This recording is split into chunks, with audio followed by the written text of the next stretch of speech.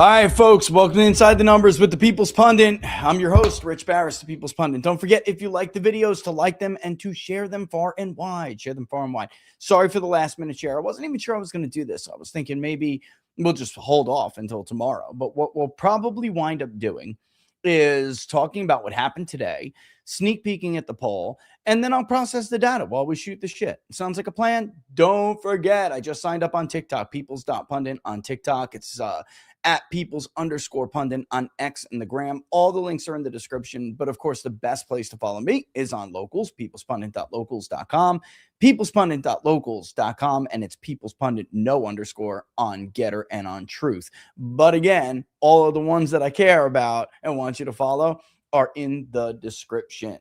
All right, I'm working on the audio now, chapter by chapter. Did the first dry run of the intro, Gabe Guardarini's Forward, and chapter 1, and I did pretty good. I got to tell you, because I'm narrating Burn It Down, which you should go and pre-order right now.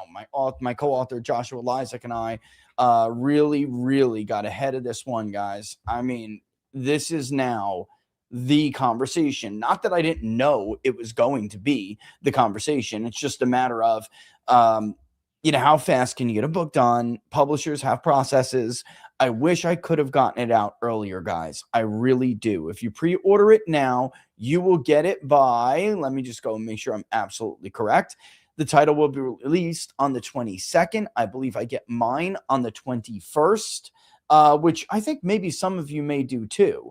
But either way, go out and do that. I wish I had done it earlier for reason number one.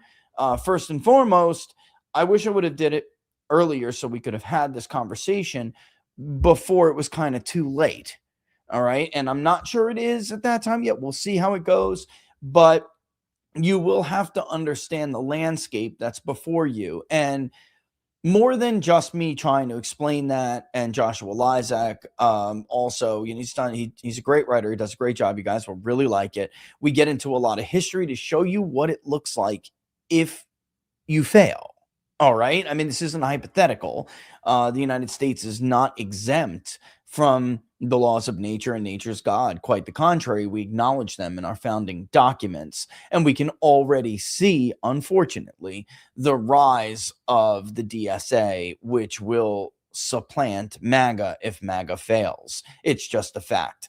There is no third path. There is no third option. The choice is either MAGA, OG MAGA, real MAGA, which will probably have to be rebranded now. We'll see. Or it's Mamdani, MAGA or Mamdani. And of course, we had that written before MAGA decided to take a total tank to represent 5.85% of the population in this poll that we are doing now, which we will get into. It's a big poll. There's a lot of data in it.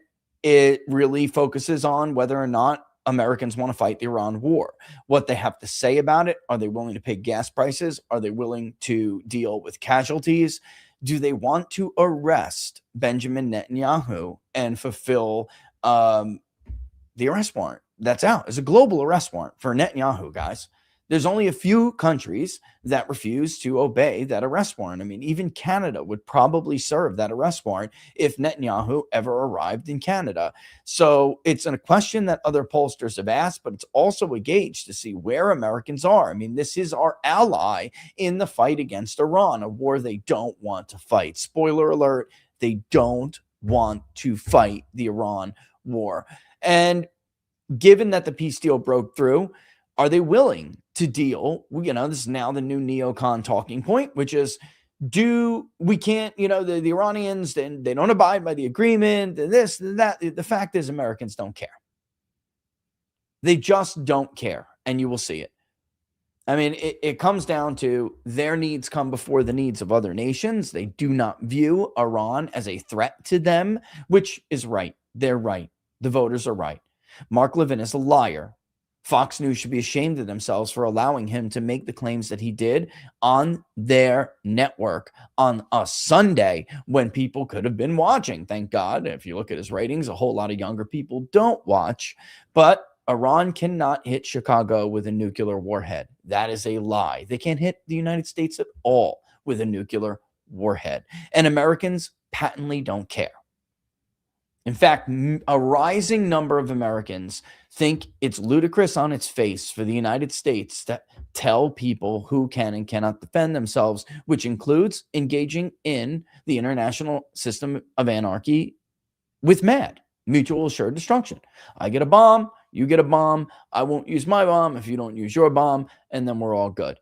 It's sad because you can't even argue nuclear proliferation anymore, given that Trump just signed a deal that allows the Saudis, or struck a deal that allows the Saudis to obtain a nuclear weapon. So, take your lectures about nuclear proliferation and take them and stick them, where the sun don't shine. Because the fact of the matter is, it looks like more nuclear weapons will be spread across the globe as a result of this conflict than there was before the conflict. And we have spent 2 weeks going over to try to counter the fictional narrative that the Iranians were out there seeking a bomb so they could wipe Israel off the map. That's simply not true. Before the Israelis attacked them in October of 24, and before we attacked them in October of 25, the Iranian people didn't even think that Islam permitted them to develop nuclear weapons. They respected the Ayatollah's fatwa. And now here we are. And for the first time ever, a majority of Iranians want their regime to get a bomb. That's another lie. There was never some uprising that was going to sprout out as a result of Donald Trump keeping his promise to the people. Go look at the numbers. Go look at the other shows. What people? 12% of the population? You're out of your mind. They are more united now than they have ever been, and they're not going to relent. And the population's opinions have hardened. So they have made the regime more hardline. And as it turns out, the regime is the one that is restraining their own population. And of course, the opinions of other countries matter when you're engaged in a war with them, because every regime must maintain regime credibility. If they want to stay in power and not have an uprising that throws them out of power, they must respond to some degree to what their population wants. Now, unfortunately, because the deal that Vice President J.D. Vance struck, the MOU, wasn't good enough for these neocons. He was a miracle worker. It's unbelievable the regime accepted those terms given what their population thinks. It's unbelievable. But now, unfortunately, it will be much, much harder for any of us to get a deal. Okay? All right. So I have to tell Laura to go ahead and text me. Another thing, while I'm processing this, and that's what I figured, we'll go through this because I got to tell you guys, it's sad. It's the end of July. We had to get this poll out a little bit. Had to get in the field and get it out a little bit early. I think we'll be able to get it out tonight. If not, I'll get it out in the morning. I'm not going to have a news cycle pass it up. It's a bombshell poll. But I had to do it because, of course, another reason why I wish I would have had the book written earlier, because we will be headed to Chattanooga. There's going to be another special guest, apparently, who's going to show up, and maybe even another one. This thing is steamrolling out of control. But I'm looking forward to it because I haven't seen him. He's a good friend. I haven't seen him in a while. Well, I've seen him, but we just haven't had a chance to hang out together, and I'm looking forward to it. So, oh no, she doesn't have Apple Pay.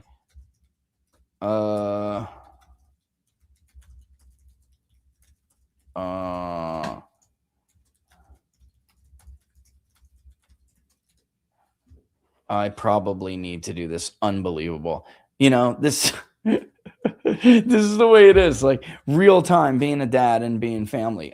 They all forget their cards or their keys or this or that. Like, I'm going to have to start giving them the boot so that they get the real life, like, stuck into their brains. Like, daddy's not going to be able to save you all the time, because this is just ridiculous. I may have to literally sign in and like send money to one of them in a second. So bear with me if I have to do that. So yeah.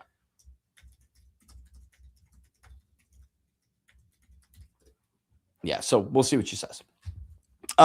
Anyway, Chattanooga is what I'm talking about, of course. The 1776 Law Center Annual Conference, which is huge. I mean, this is the event the organization uses to raise money so they can pay the legal fees of people who have their constitutional rights being challenged or denied or whatever it may be. We have seen myriad high profile national clients for this organization.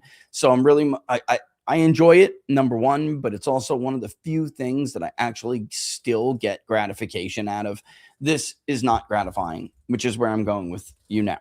The reason why I've become such a schmuck in the last year or so, especially since Charlie and I did our best to stop the president from attacking Iran last year, is because I didn't want to have to deal with these interviews. I didn't want to have to listen to Americans say the things that they are saying. Unlike all of the phonies who apparently didn't really believe what they were selling to the American public before November 2024, I do believe that one party was totally out of control and is going to be the end of our system, that we're one Supreme Court decision always away from the end of our way of life. That is the time it is in this country. And I knew we would end up in a kinetic war. So did Charlie. I knew it would be unpopular. I knew, and so did Charlie, that it would harden the views of the Iranian people and it would make getting a deal, even like the JCPOA, much, much harder. I knew we would end up here. And again, so did Charlie. Unfortunately, he was taken from us shortly after.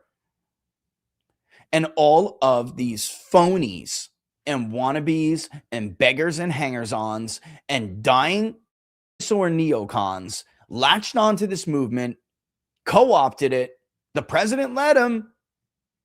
And now we're in the position that we're in, which you will see soon is a dire position. One of the other things that we polled in this poll, because we are oversampling, part of this you won't see. You'll see the drilled down number. We are oversampling what are considered to be battleground Senate seats in 2026.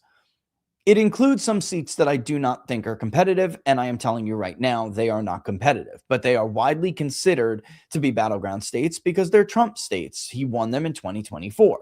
Michigan is one of them. Georgia is another one. Even my own state is about to elect a Democrat pretty comfortably, North Carolina. And it also includes states that others haven't really seen yet. That's not on their radar. And it should have been. They should have been. And it's unfortunate because this was all predictable. It was all avoidable. I tried my damnedest and I failed very clearly. It is now, we're going into August. I was talking with Mark Mitchell earlier today, as we do so frequently.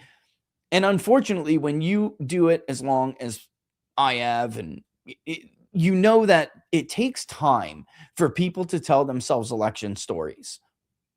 Even in 2016, even though Donald Trump looked like he wasn't doing as well in most of the other polls, and it did tighten at the end, it did. So if you were paying very close attention, you could see that there was momentum for Trump at the end of the election. But the fact of the matter is, in our tracking of the same roughly 10,000 people who agreed to take a tracking poll and reply every week, and actually it ended up being more than that because roughly 35%, I think at most, was repeat interviews in that tracking poll. That poll made very clear, that group of people made it very clear, Donald Trump always had the advantage over Hillary Clinton. He just did in 2026 or 2024. Even after the switcheroo and they popped Joe Biden out of there like he was a pimple, goodbye, and stuck Harris in there to replace him, it didn't change. Trump was always going to win that election. The dynamics didn't change. Voter preference didn't change. And really, that was an easy election to poll. So by now, going in August with gas prices as they were, while the clapping seal idiots were pretending as if Trump could end the war tomorrow and send gas prices below $3 again, ludicrous. Especially now, if given what we're hearing, if he does what we are hearing he's going to do, we're going to blow past our reserve deadline. And gas prices right now are a huge problem for Americans. They're flipping out over them. It's a real problem.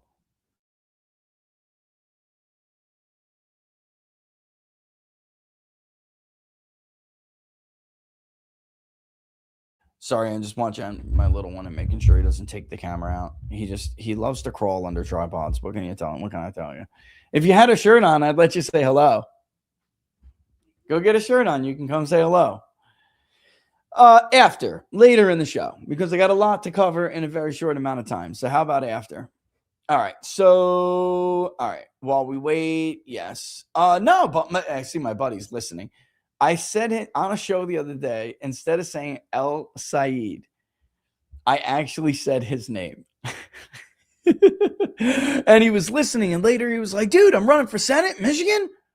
I'm like, oh no, bro, you heard that? Because I just didn't even, I don't know. I guess we were talking earlier or something.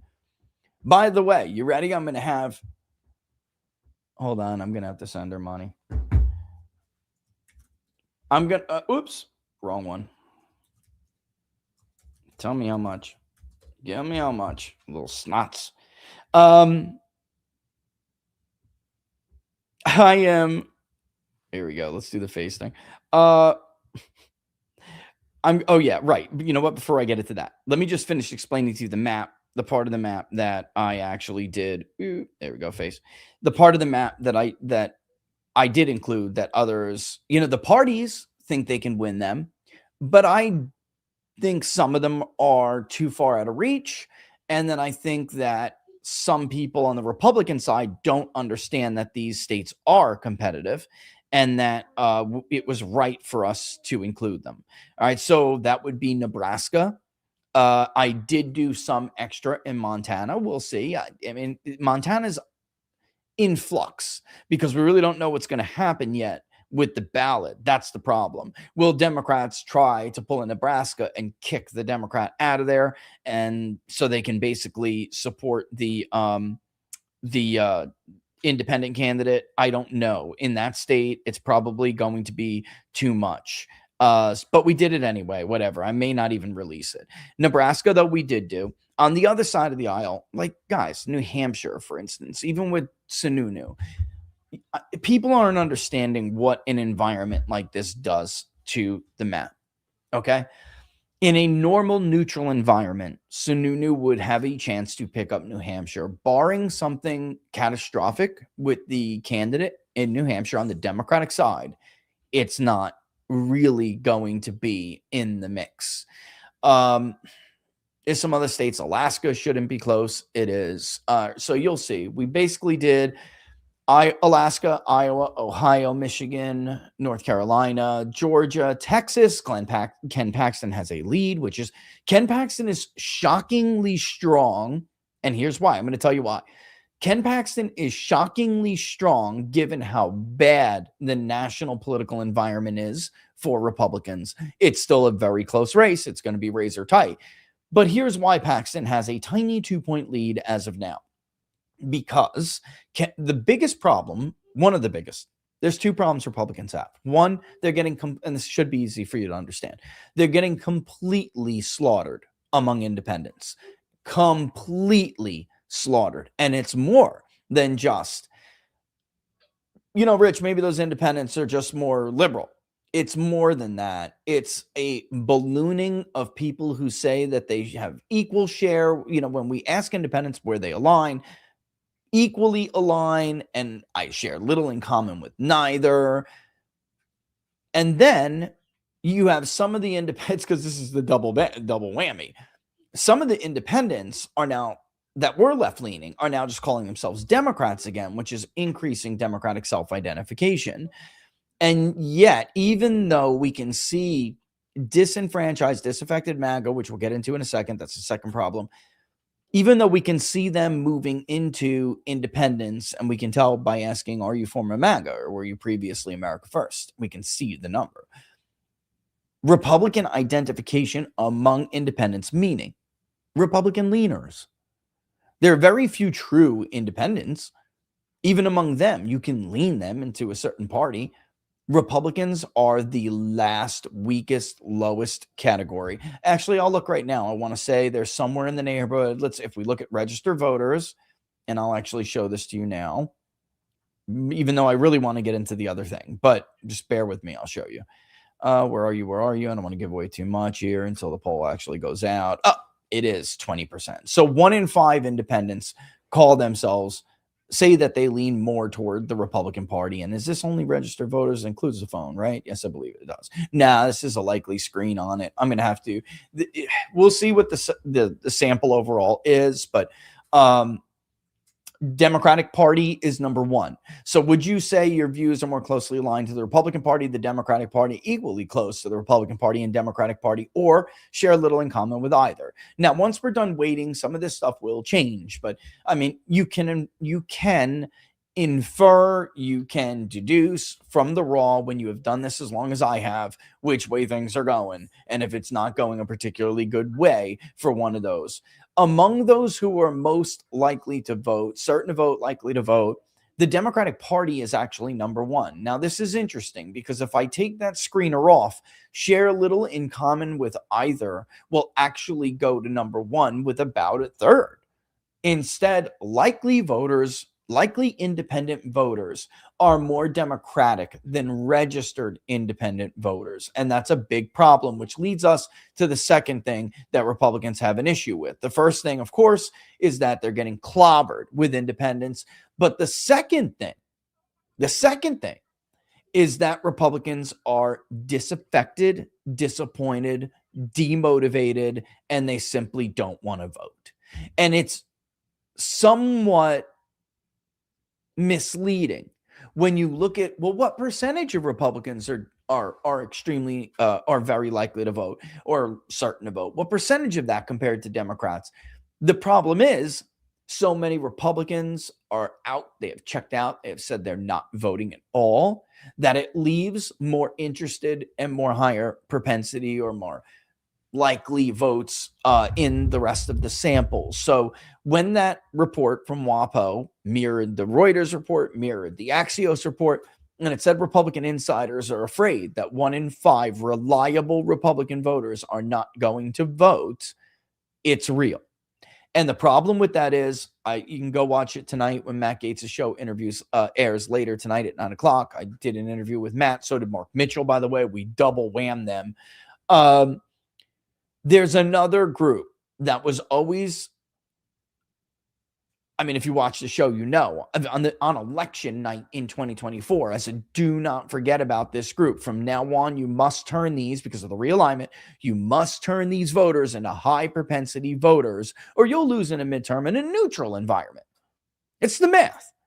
That's how Democrats were able to buck the national mood and the historic trend, the historic norm, modern historic norm, in 2022.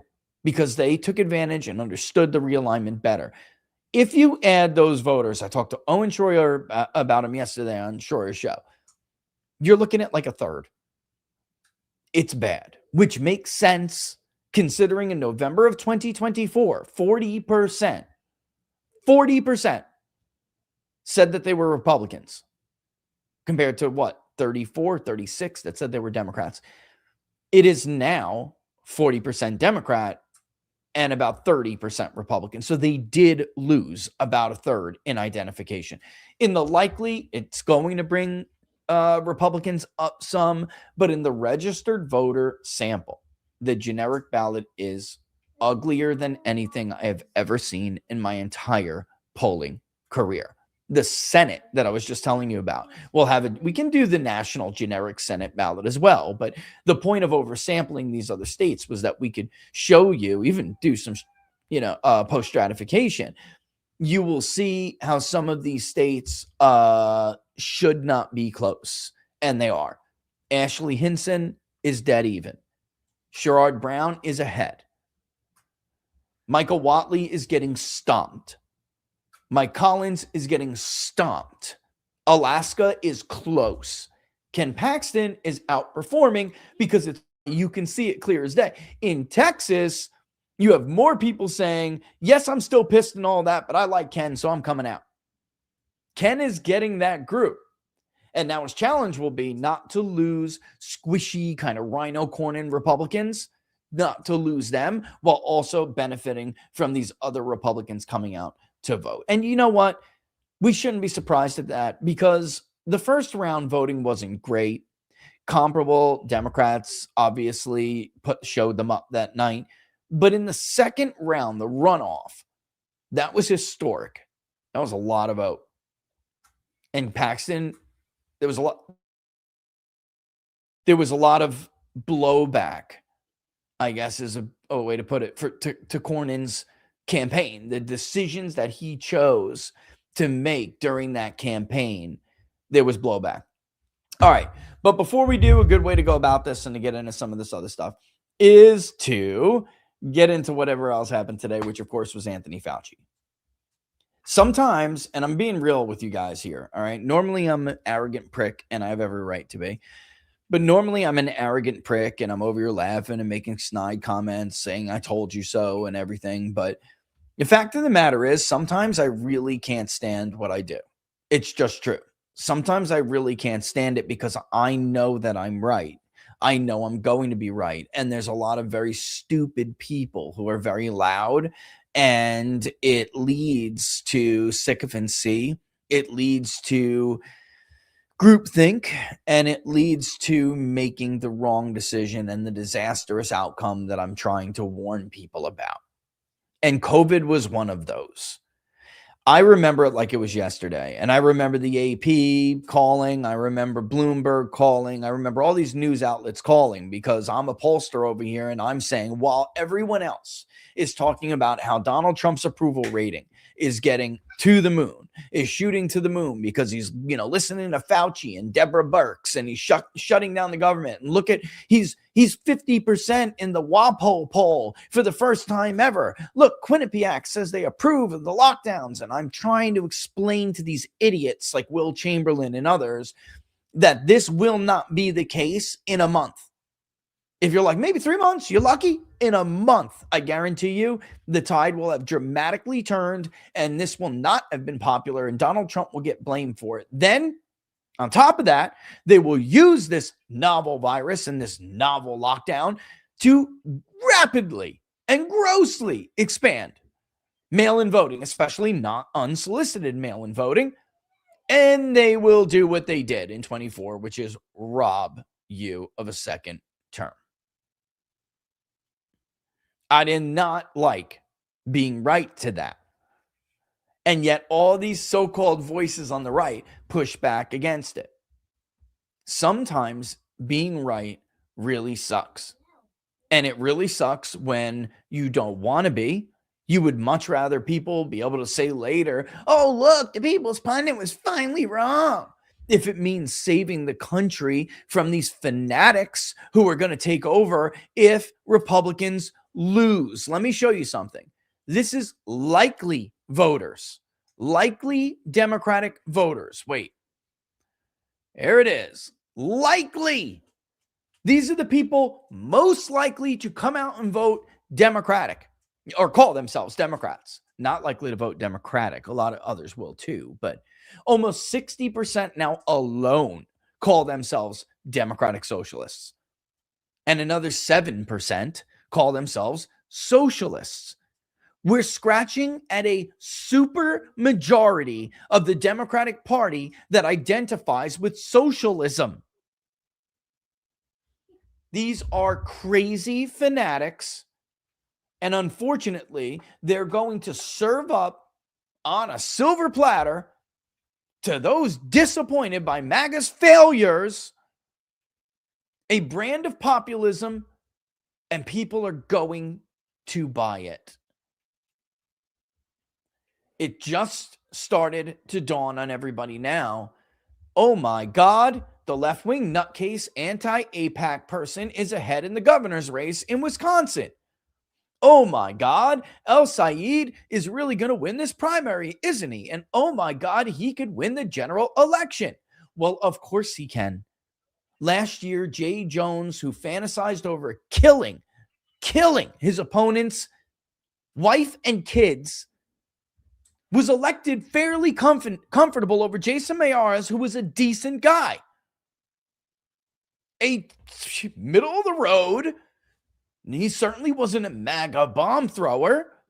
And yet the people of Virginia, despite him doing a good job in every other capacity in elected office, threw him out because he wasn't a Democrat. That's it.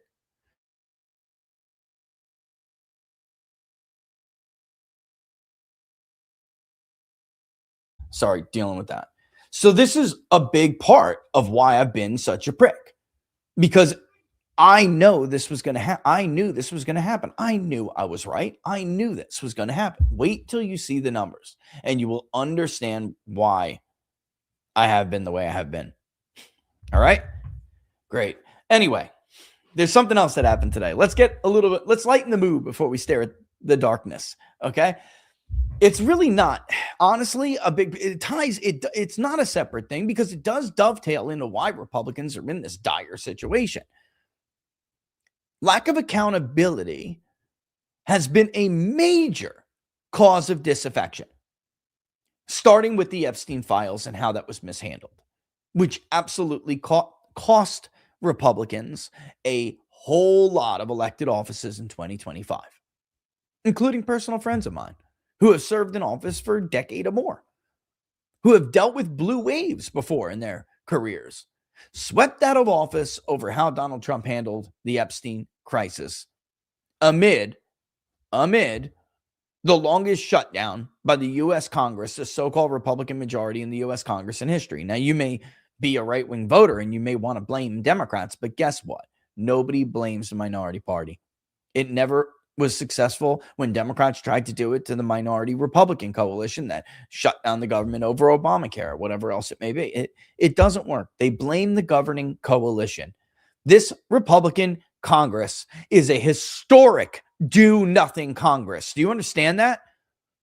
They have, compared to other Congresses, they are historic do-nothing losers. The only records they're breaking is foreign aid.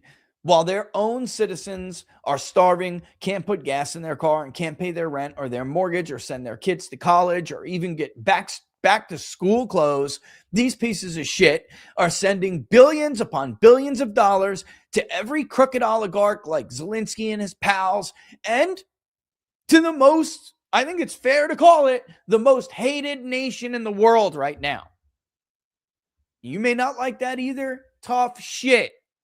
Israel is the most hated nation in the world right now. We have a slim majority, but a majority who think that Donald Trump should not only not be allies with Netanyahu, he should arrest him because he was coming. That's why we thought this was a legitimate poll to do.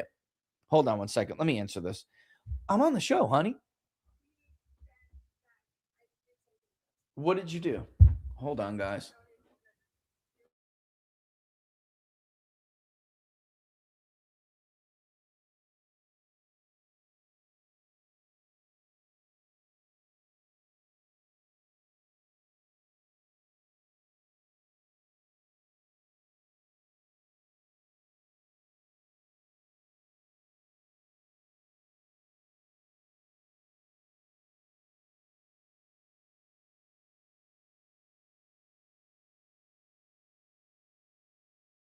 Yeah, it is bad news, but I got to get through the show and just deal with it. Unbelievable. Unbelievable.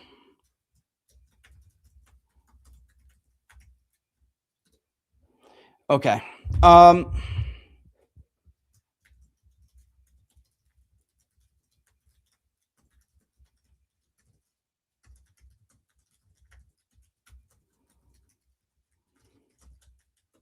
Hold on one second.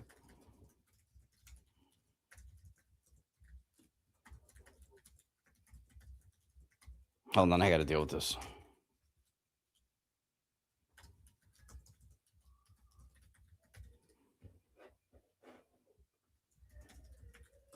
All right. So anyway, let's just... I can't believe he's getting hit with this crap over and over and over again. It's truly unbelievable. It's really remarkable. Locals, what she just told me.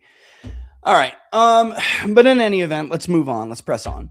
A big part of why Republicans are down is because of the accountability. They've done nothing. They've had by the time it was 6 months into Joe Biden's administration, he had more political prisoners in jail in prison than Vladimir Putin had in Russia. Maybe they went too far and they sicked the government on Donald Trump and his supporters, and it backfired on them. But there's something different about political lawfare and weaponization. There's something different about that than holding people accountable who have committed crimes against the people in the country. There are people who were so eager, even though they didn't even particularly like Donald Trump, they were so eager to vote for him because they saw what Democrats had done to them, from Russia collusion to the COVID hoax itself, to the, installment of a senile president who they lied to the country about being senile, all of that. And they elected Donald Trump, and Republicans underperformed him badly, but nonetheless, they still elected a Republican majority to do something about it, to make them pay. And Republicans have done nothing. And Donald Trump himself is at fault for this, because the very person we're going to talk about now, he is not pursuing. He has made a decision not to pursue this man for his crimes, which are egregious crimes. At the very least, he lied to Congress, right? At the very least, he destroyed evidence. I mean, there is a documented paper trail of him and his assistant talking about destroying evidence.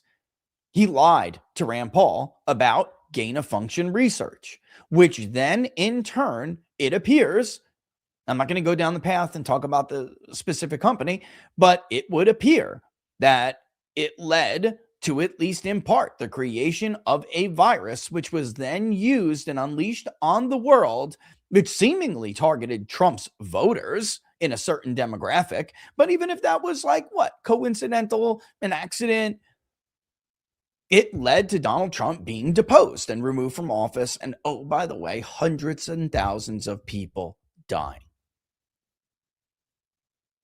And yet Donald Trump decided today he will do nothing about it. In fact, he posted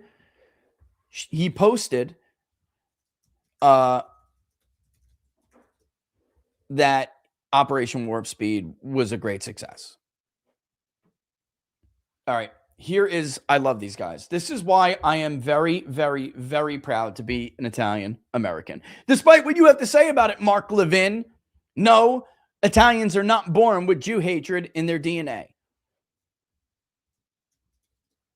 This is what it means to be Italian.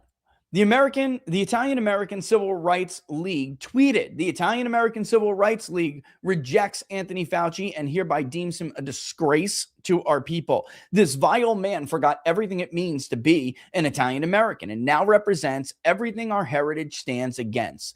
He deserves a long prison sentence. Mayor Giuliani, you sent a bunch of us to prison. For what? Keeping your neighborhoods clean of drugs? Keeping our neighborhoods clean and free from drugs and gang violence and gang activity? This guy killed way more people than John Gotti. What's going to happen to him? I love the Italian American League. Love them. Good for them. I'm going to play some clips from this.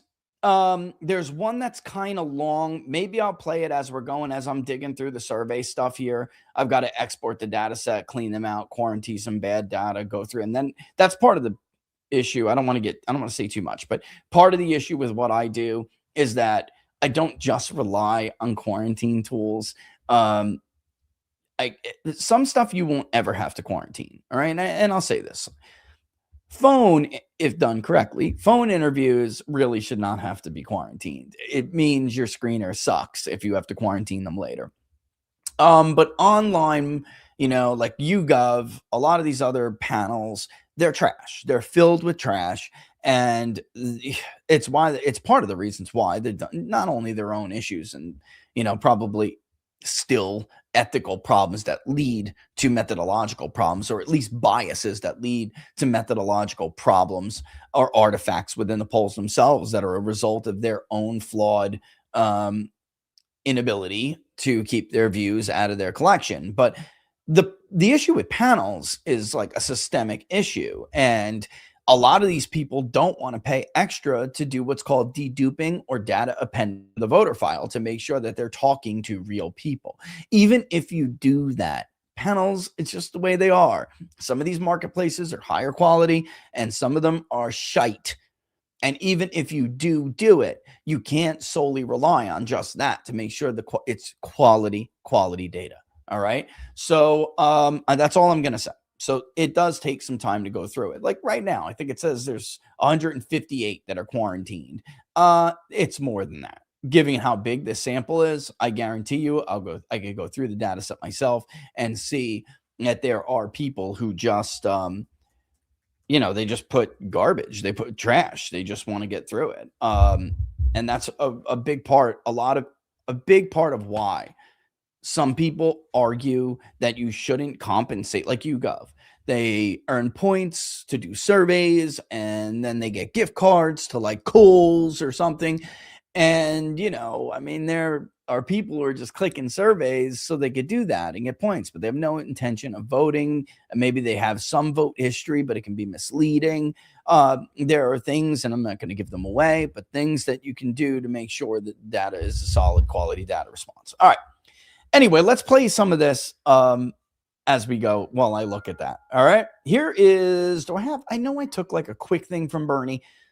Let's do his whole thing. I don't know if I have this in this other clip, but let's start with him. And let's start with Josh Hawley because he jumps out of the gate and tries to trip Fauci up. Let's go with What I can't quite figure out is that why you were so obsessed with it, because you're already rich. I mean, and your scheme worked here. I mean, your net worth now is north of $12 million. You got over $1 million in cash awards during COVID, during a 12-month, 24-month span during COVID. $1 million you knocked down in cash money using federal resources. Now you're worth more than $12 million. You've got a pension that in its first year paid out north of $400,000 a year. 1 million people dead, you're getting rich. 1 million people dead, you're using federal employees to get cash awards for you. 1 million people dead, and you're here taking the fifth because you don't want to admit that what really happened in all that time was a multi-month, multi-year course of self-dealing. Okay, let me just stop Josh Hawley there for a second. And let me just say, this man enriched himself and committed these crimes, which are basically crimes against humanity, and killed people while he was a so-called public servant. I don't know that he should be allowed to take the fifth. I understand the point behind the Fifth Amendment. I get it. I really do. It just seems unjust to me to allow him to do it. All right. So let me put up what Barnes said real quick before I put Josh Hawley back on the screen. Okay. Maybe this is our way to get around that injustice. All right. But Barnes, of course, we know that Fauci has a pardon and he got it through the auto pen. This is what's so disappointing about this. And let me just throw this out there right now. This is the problem with the charades and like the show trials, the shows that they put on with Dr. Fauci and, with everybody else. It's the same thing with the election fraud, which I told you guys about. We monitored it that night. We watched it. We analyzed it. We told you it will backfire if you do nothing. It will just remind people that you don't fight for them, that you don't hold even the worst of criminals accountable. Not helping them. Not only are you not addressing their needs and you're addressing the needs of foreign nations over theirs, but you're not holding accountable people who hurt them so badly. There are vaccine damaged people in this country. I was watching Tucker before I was preparing for the show. He had somebody on. She was obviously a doctor who took a lot of crap. And she's a good follow on X, by the way. But it's more than that. You were subjected to pseudoscience that had no basis in reality, no basis in science, no basis in fact. In fact, quite the opposite. When it came to school closures, it was one of the worst fights that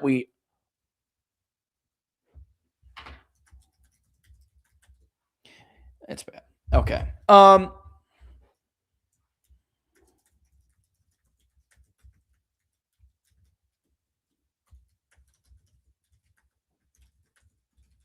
Okay, so I don't know what else to say to that. Like, you couldn't bury your loved ones. How you lost, at least, I mean, there's different estimates out there, but social development, skill development that your children lost from school. How many didn't get their senior year in track or football or even prom? But some of these other activities were key to them getting scholarships, which they couldn't afford college on their own without.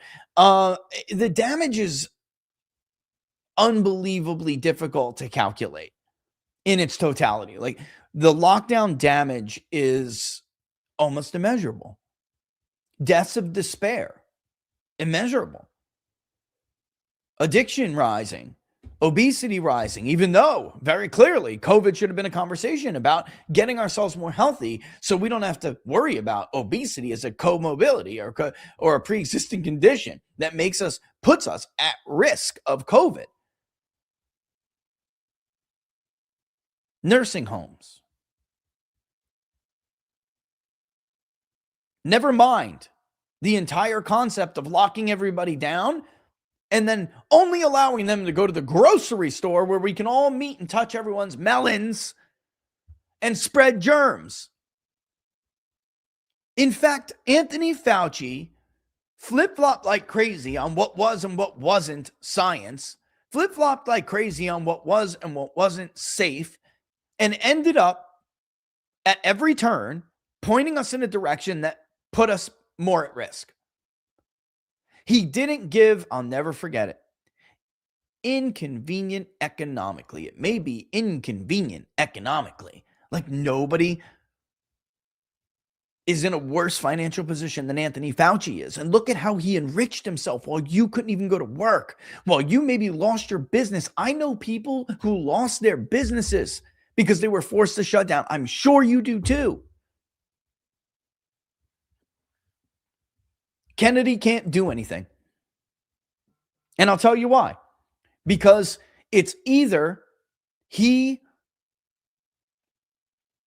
gets fired for taking on the jab and Fauci because Trump is still in love with it, even though he's been told over and over and over again,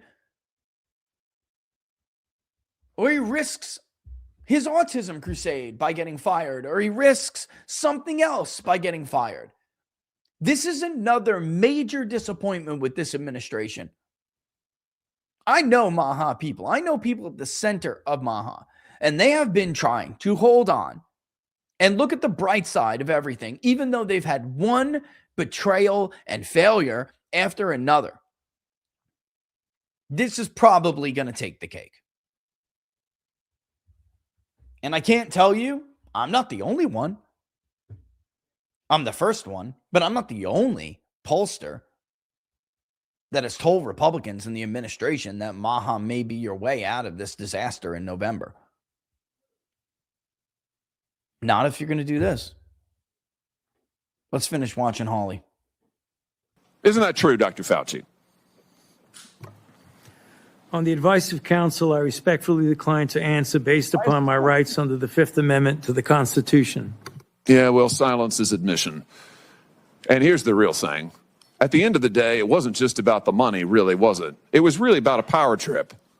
I mean, through all of this, you want to be the most famous scientist in the world. You were so focused on getting every award and every drop of cash that you could, all because you wanted to be on TV. You wanted to be the sun god of science. You wanted to be the guy who was in charge of it all. You wanted to lambast Trump. You wanted to make sure that nobody else stole your spotlight. You wanted to be the guy. You had time to sit for InStyle magazine. Here's what you were doing with your time. You could sit for InStyle magazine, but you can't answer questions for the American people. You could sit for InStyle magazine, but you're here taking the fifth. You could sit for InStyle magazine and get $1 million in cash awards. But now the cat's got your tongue. I bet he does. I tell you what, here's my conclusion from all of this. This was really all about you the whole time. Somewhere along the way, you lost your way. You may have been a good public servant at one time. I don't know. But I can tell you from reading your emails now, from looking at what you did, how you used your employees, somewhere along the line, it became all about you. You became a narcissist and a megalomaniac and a liar. And you've lied to the American people, and you've lied to this body. And you've disgraced your profession by doing it. You called yourself the most famous scientist in the world. You've done more to harm science than anybody in my lifetime. And I hope you'll go home and write that in your diary. Oh, You know what? I can't that quite- was good. Oh, Do you- sorry. I just was trying to speed to another. I gotta pull it and pull. It's actually right. I'll sit there. There's the one point where he tries to trip him up, and I was actually played them in reverse, but it doesn't matter. I hope you go home and write that in your diary. He says, it's good. It's great. It's performative. It's horrible to listen to that, but I'm telling you, this isn't going to hurt Democrats, even though Democrats are the ones, for the most part, except for my man. I got to give him a shout out, Dan. If you guys don't follow Dan Turrentine on X, you should. He's a reasonable Democrat. He's a good dude.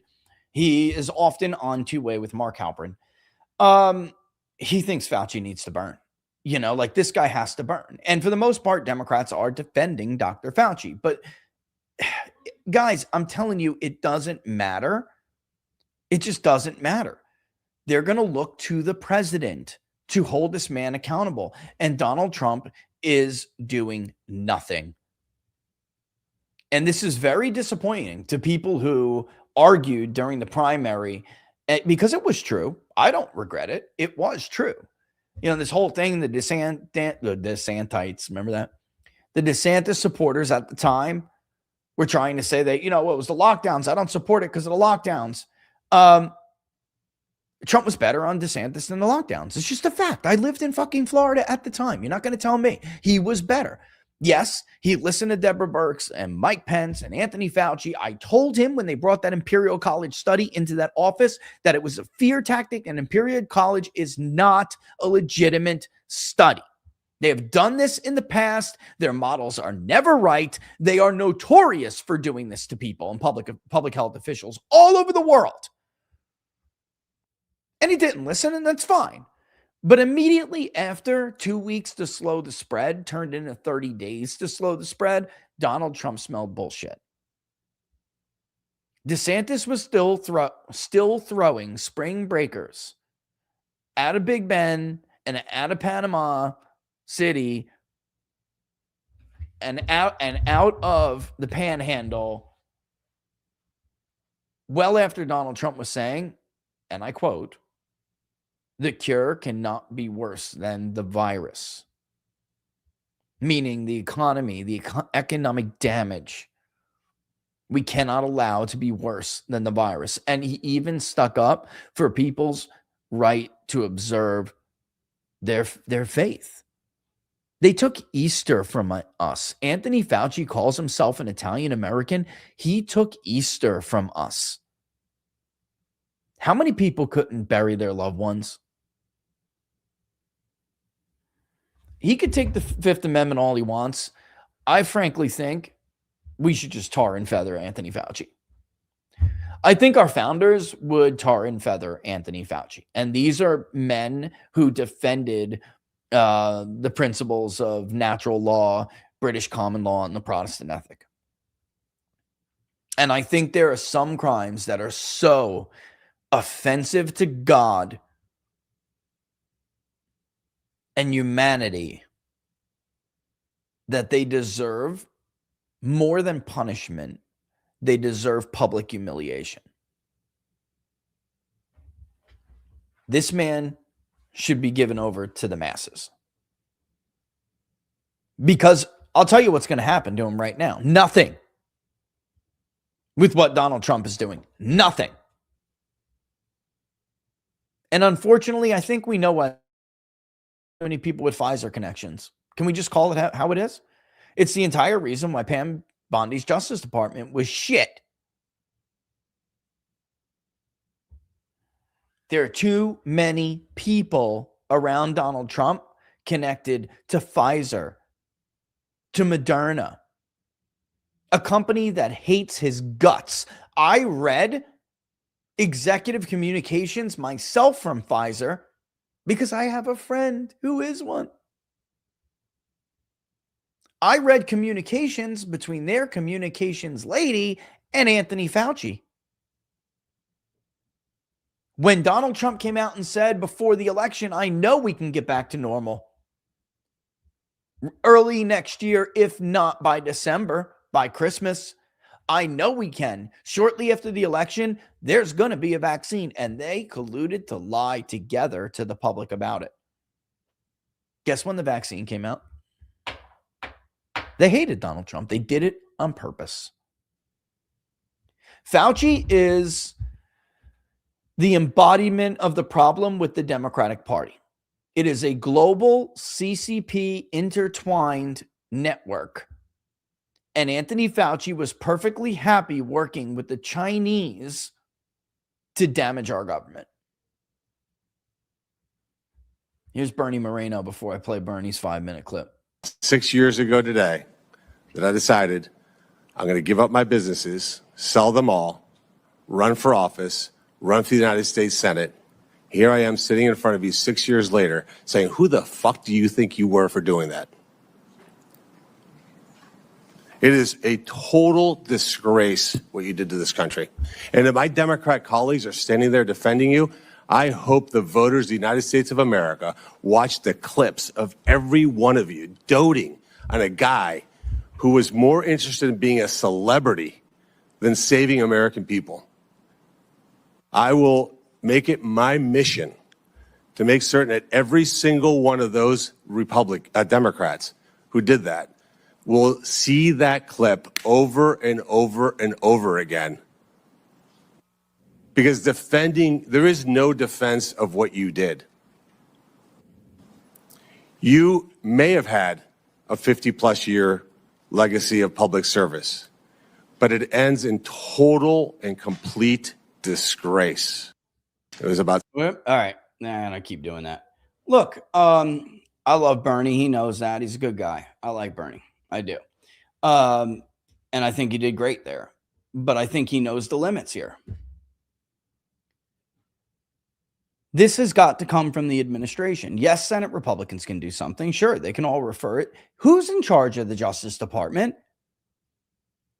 How many times has Rand Paul referred Anthony Fauci to the Justice Department for prosecution? But Rich, he's got a pardon. Right. Who can get rid of that pardon right now because it was done by the auto pen? So all of that bloviating about investigating the auto pen scandal, that was just bullshit. This is why nobody wants to vote for you. This is why you're currently getting creamed double digits on the generic ballot. Yeah, this generic ballot is going to be double digits. You know what? Fuck this. You want to see? You want to see what it looks like before I even weight it? I'll show you guys. Is a representative? You guys damn well know by now that weighting is not going to change a margin this big. Okay. It's not going to stay this big. The weighting will help Republicans. It's not going to help them this much. You damn well know by now, if you've been watching this show, you know by now that nothing is going to change a deficit like that. It might get to Democrat plus 11. It may be. I wouldn't be surprised if it ends up Democrat plus 12 or 13 anyway. It's got to be weighted for race a little bit, tinkered around the edges. I'm not going to explain and give away nested variables that we weight. That will certainly help Republicans a little bit. The fact is, too many of them don't want to vote. It's leaving the electorate more Democratic and the independent vote toxic to Republicans. There's not a pollster out right now that should be finding an R plus anything. And I've gone over some of them. Soon I'm going to start name dropping you. Even the so-called right-wing pollsters who have done your best to pretend like Republicans have stayed in the game this entire time. They have not. Michigan is not going to be R4. Donald Trump didn't even have an R4. The national electorate isn't going to be R anything. When 20% of them don't want to vote, when 20% of their reliable vote doesn't want to vote, when the realignment has left them in a situation that Democrats used to be in 15 years ago. It's older, it's whiter, it's more educated. Well, guess what? That doesn't help Republicans anymore. That helps Democrats. You have 1 in 5 reliable right-wing voters who don't want to vote, and then you couple that with the people you needed to turn into reliable voters. You have one of your 3 legs of your stool completely chopped out. Let's see what the Senate looks. Well, surely they're making it up in the leaners, guys. Surely they're making it up in the leaners. Nope. Leaners are going Democratic by 10 points. Even when oh no, they're tied now. Oh, that's right. On the generic ballot, they're actually, oh my God, they caught up a little bit. Shocker. But it will do nothing. It means they'll gain nothing from the leaners. All that will happen from waiting is a lot of this is trash. This will come out. That'll be it. So maybe it raises each of their leaner share closer to like 45. And then this falls to like 10. That's all. Because most of the stuff that won't pass, quality checks, data quality checks, will get screened out through vote history checks. That's going to come out of here. Yes, both parties will lose some, but they sure as hell are not making that deficit up by tying with leaners. Democrats are almost to 50%. They will cross 50% with leaners. Let's look at the Senate. Let's look at it nationally. I won't even drill down by state. Look at that. It's even worse. They are above 50 already. And Republicans are actually, 1 point less? No, they're a little bit. Senate is a little higher. They're 2 points higher, but it doesn't matter because Democrats are also 2 points higher. So roughly the same margin, only Democrats are above 50. Surely they're making it up in the nope, not enough. This is a bloodbath. A bloodbath.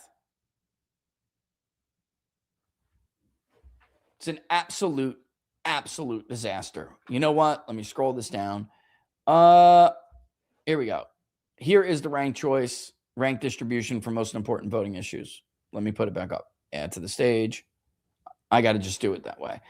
This is what likely voters are prioritizing right now. And this is not a tight likely voter screen. We will do that and we will throw out a lot of this junk. Like I said, it's just the way it goes. You guys know this by now.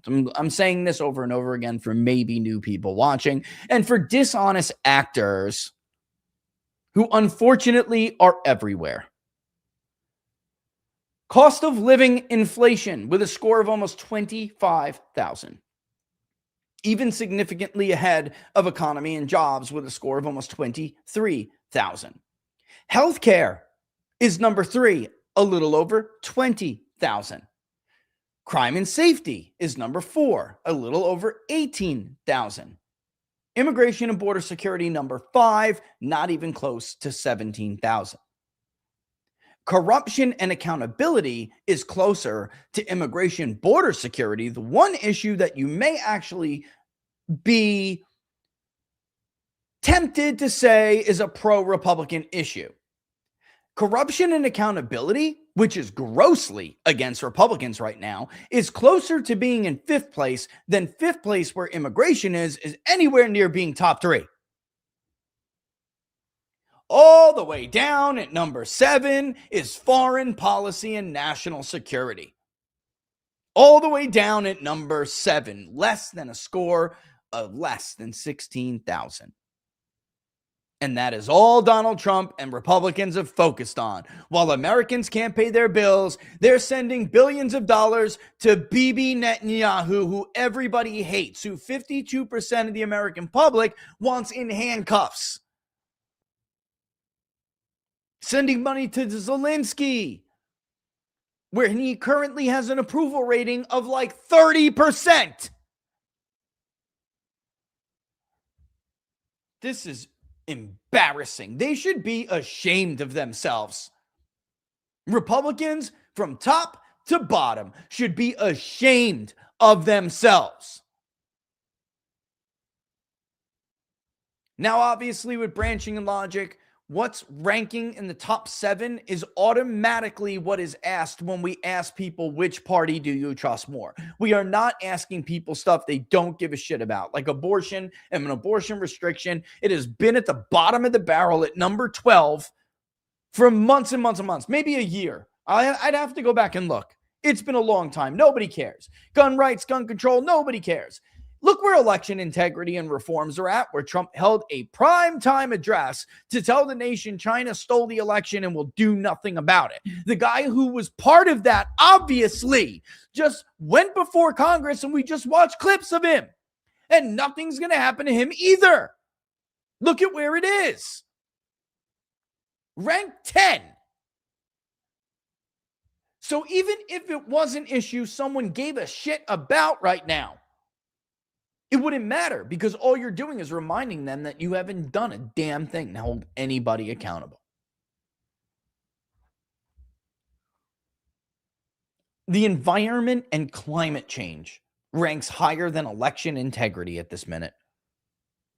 But let's look at where people trust, which party people trust on those top 7 issues, shall we? And they're amazingly in order, of course. Cost of living inflation. Democrats 49, Republicans 35. 12% neither, 4% unsure. Economy and jobs. Democrats 49, Republicans 36.5, 37. Neither 10, unsure 4. Healthcare, Obamacare. Democrats 53, Republicans 30. Neither 12, unsure 4. Crime and safety, once a strong area for Trump. 44 Democrats, 39 Republicans, 12 neither, 6 unsure. Immigration and border security is D+2. Maybe with the weighting, it'll be tied at like 42%. But right now, it's 43 Democrats, 41 Republicans, 11 neither, 5 unsure. Why is this happening? Because so many people do care about this issue that are right-leaning voters aren't happy. They abandoned it. They abandoned mass deportations. They abandoned Minnesota. They abandoned Springfield, Ohio, where Trump allowed temporary protective status to be extended, even though a supermajority of Springfield, Ohio doesn't support it. By the way, we did the research for Joshua Lysick's book on the Haitian migrant TPS status nonsense bullshit that's going on in Ohio, wrecking the community of Springfield and wrecking Clark County in Ohio. We did the research for it, and it is going to be published sooner rather than later. Corruption and accountability, getting back to where we were before. Democrats plus 13, 45-32. 18 are almost 1 in 20 voters, likely voters, say neither. They trust neither party, which is not surprising, honestly. 6% unsure. Foreign policy and national security? Well, surely they trust Republicans. They started this war. Everyone wants to change the government in Iran. Nope. Democrats 46, Republicans 37, neither is 12. This is a historically, even before Trump started to dominate the issue of immigration and made it an issue that everybody trusted Republicans on more than Democrats. Foreign policy was the historic strong issue for Republicans. Democrats hadn't held an advantage on it since Jimmy fucking Carter.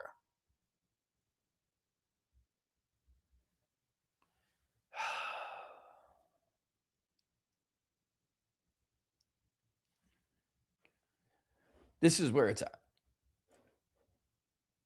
You might have seen me on a clip, if you didn't watch What Are the Odds, saying I will no longer do any clapping seal shows. I won't do it. I will not go on the slop shows anymore. I don't have any respect for any of you. I think you're cowards. I think you're either at best case scenario, you're stupid. And worst case scenario, you're not stupid. You're just a bunch of cowards. Maybe you're not personally responsible for where we are right now, but you contributed to it greatly.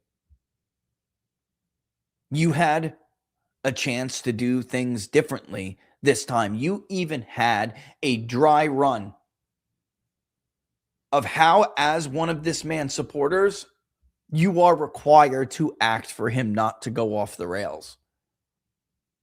This is basically the worst kind of leader to be a sycophant under.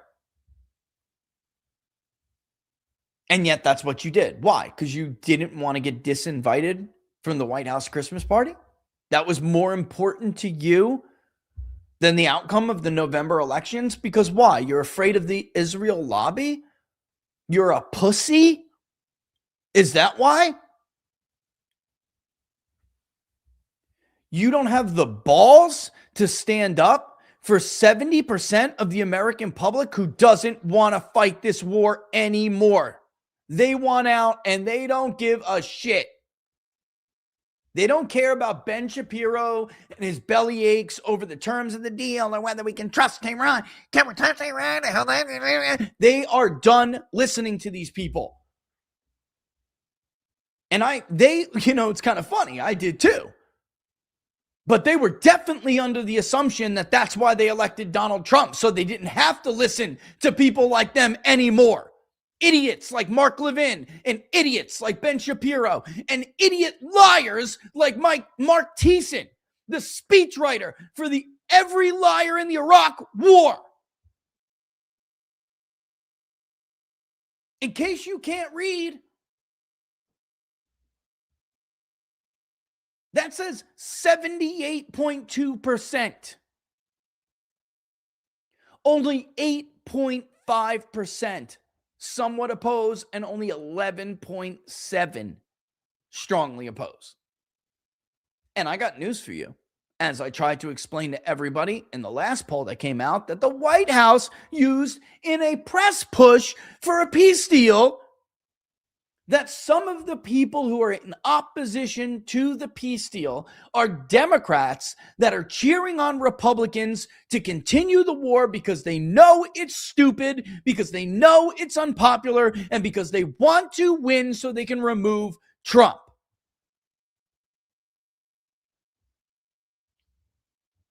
Very, very, very tiny, minuscule faction in this country wants to fight on for Israel.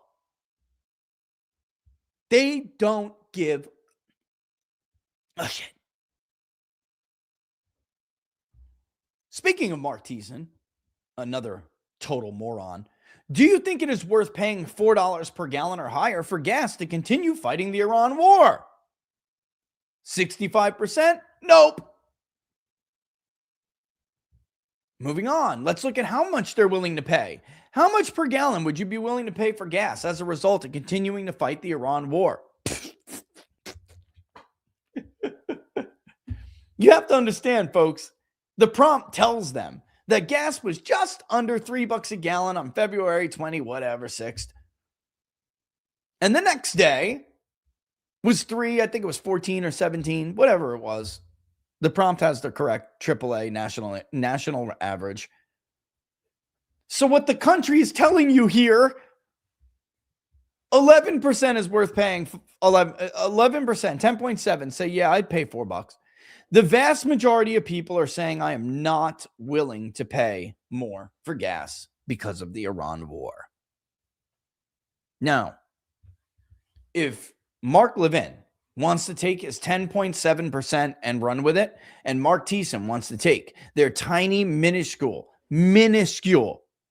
percentage of the American electorate and run with it, do you, boo? Go start another party.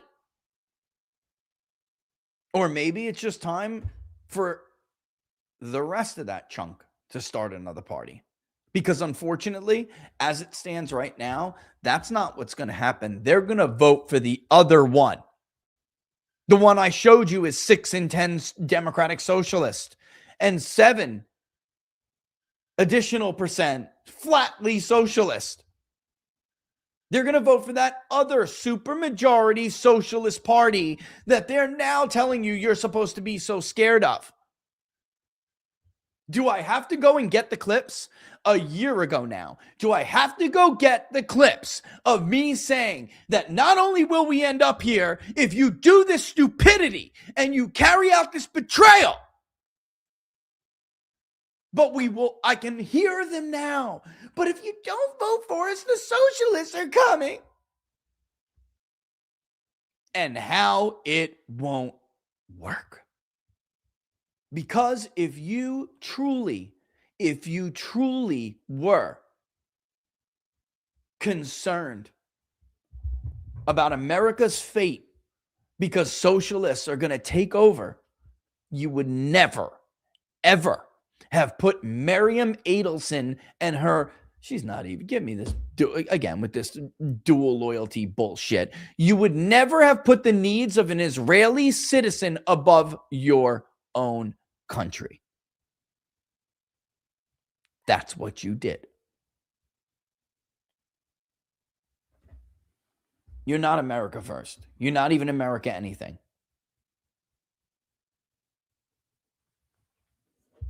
And when this happens, because apparently he's just unwilling to course correct, he feels like he has dug himself such a deep ditch, a grave. It's become his grave.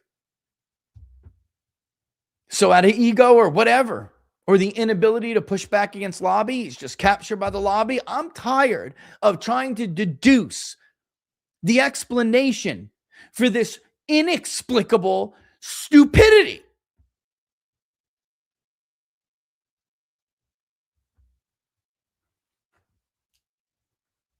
Not even Barack Obama disintegrated his coalition this fast.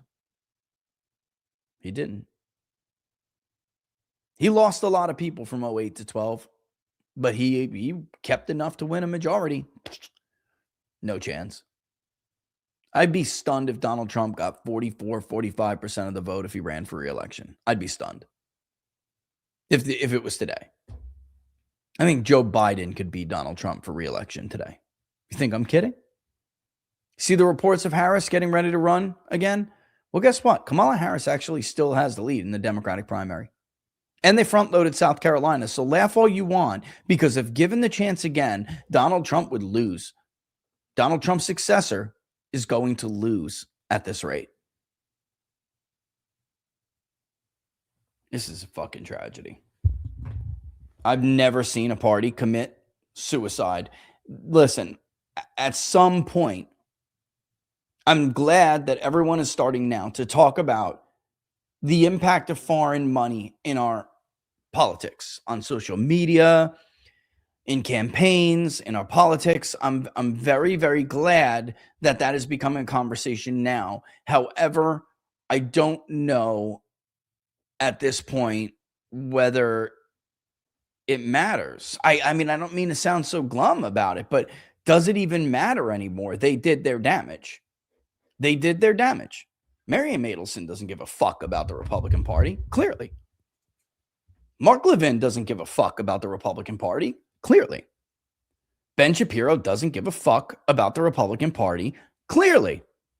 I mean, the two of them, the latter two, were just talking not long ago about how the problem with big tent politics is that you're bringing a lot of weirdos. The problem with big tent politics only arises when a teeny tiny little faction has disproportionate influence over the rest of that tent and gets what they want at the expense of the vast majority under the tent. But thank you for telling us that you really never supported what Charlie was doing. You were full of shit. And I hope TPUSA remembers that the next time they have an event and you bitch and moan and cry because you didn't get an invite. You literally bitch your way onto the stage. I hope they remember that next time. Andrew, remember that next time, Andrew. Not everybody was allowed on Charlie's stage. Not everybody. They're a fucking dying faction and they fucking killed you with them.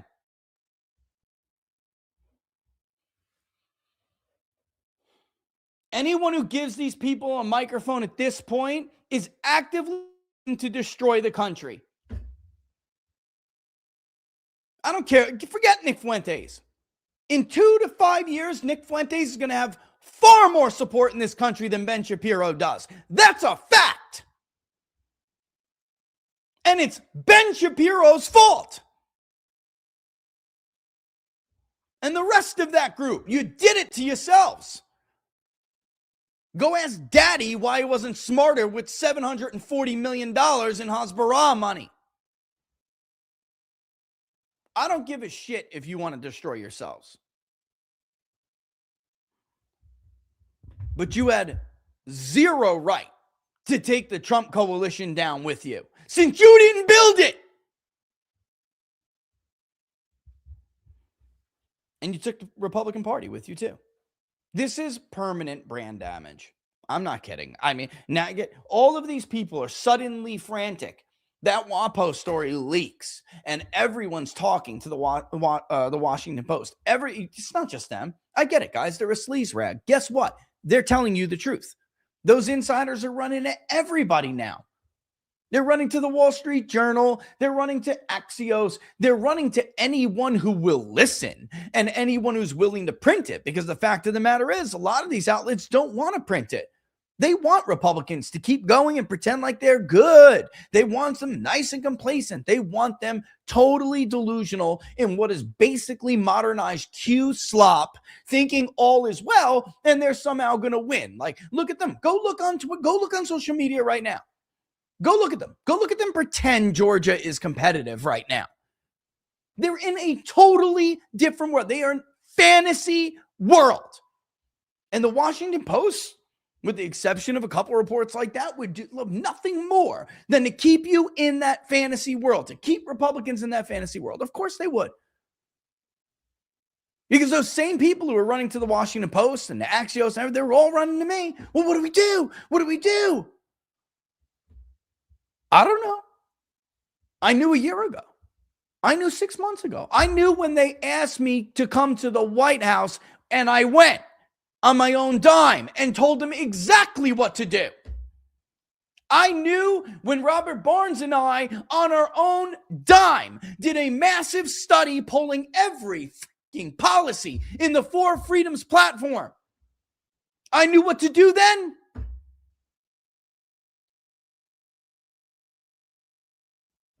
I don't know what you do to fix this. The last time you tarnished the Republican brand this badly, Donald Trump had to come along.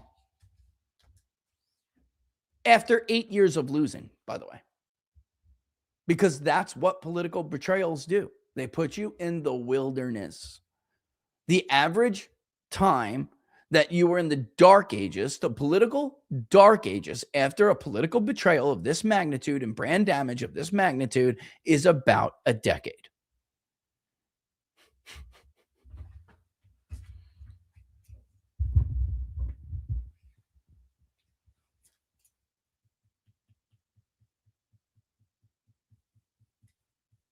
I don't know what else to tell you. Let's watch Moreno beat up Fauci for another 5 minutes. Mr. Fauci, do you know who David Schertler is? On the advice of counsel, I respectfully decline to answer based upon my rights under the Fifth Amendment to the Constitution. Fifth Amendment of the Constitution. What does the Fifth Amendment of the Constitution say?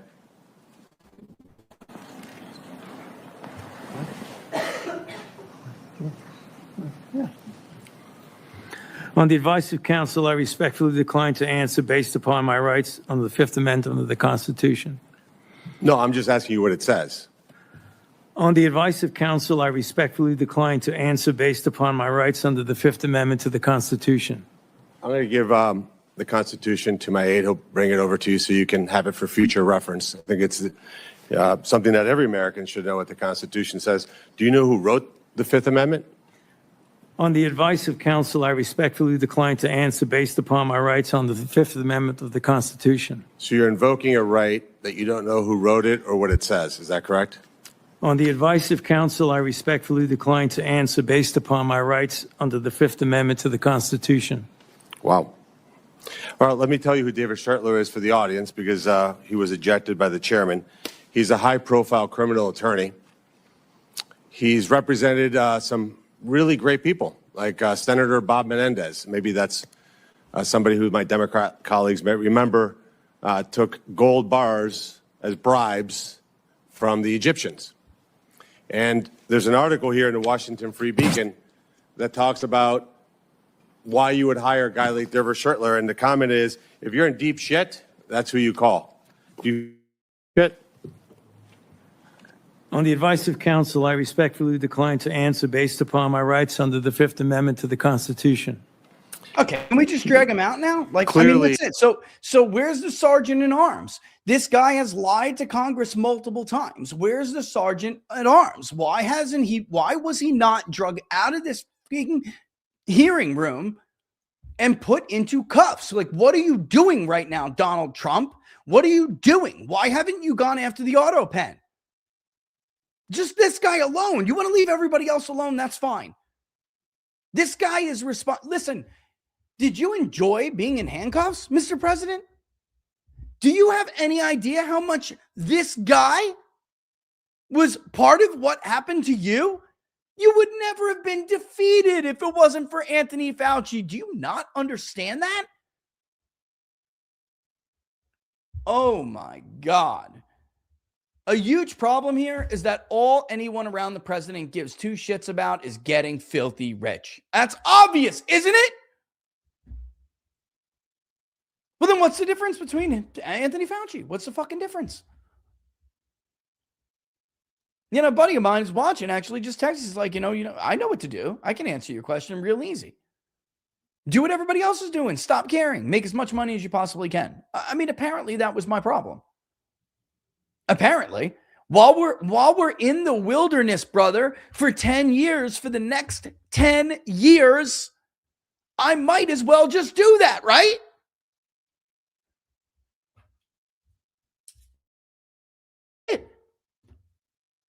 At this point, Big Data Poll is open for business. Are you kidding me? Don't get me wrong. I'm not going to get paid $2 million by Russian oligarchs to push bullshit because I'm a foreign agent. But I don't really see the need for the charitable work that I've been doing for the last decade plus. It is charitable work. For what? For this? I didn't even get those PPP loans. I didn't. I was eligible for them. I didn't take them. Why? I don't know. I still wouldn't take them. Because even though they forced me to close my office in Gainesville, I was not I was not an essential professional job. Even though they forced me to do that and I had to pay rent there anyway. I paid the rent up front. I still could have gotten those loans, and I didn't because I just said, everybody go home, whatever. We all work from home.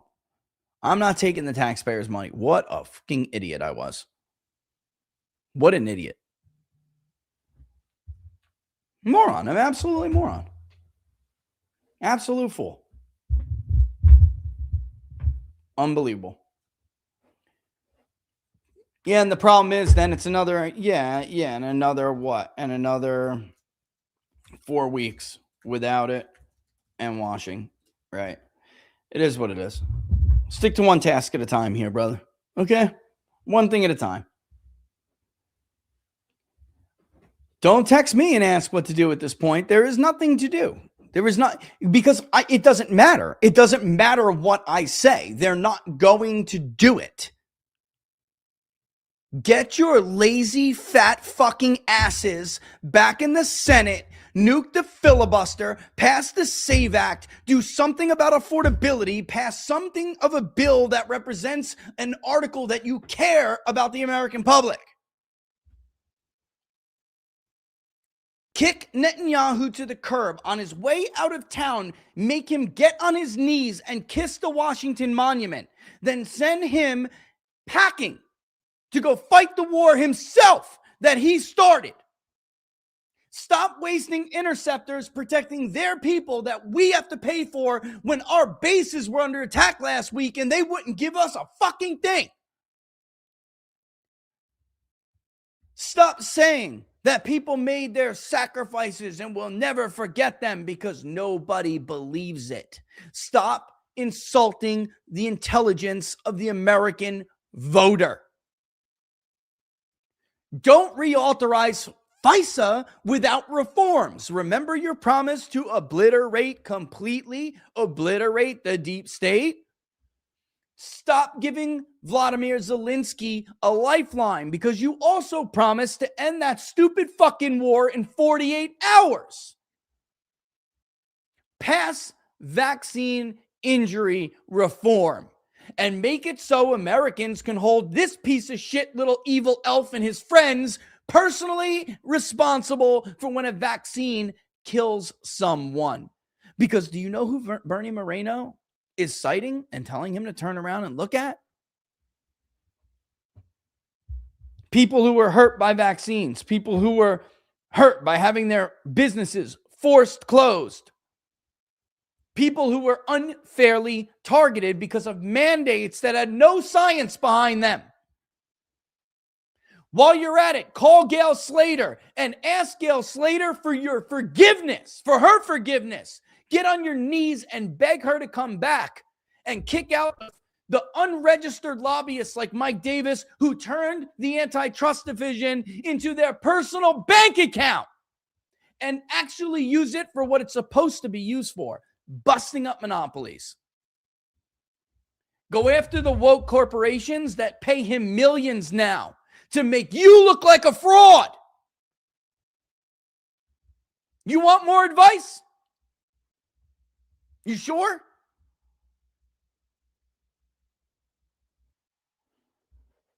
But you won't do any of it.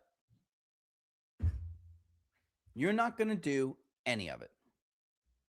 All you're going to do is bitch and moan about how socialists are going to take over the country. You're right, they are. Because you refuse to burn it down. You ran on doing it,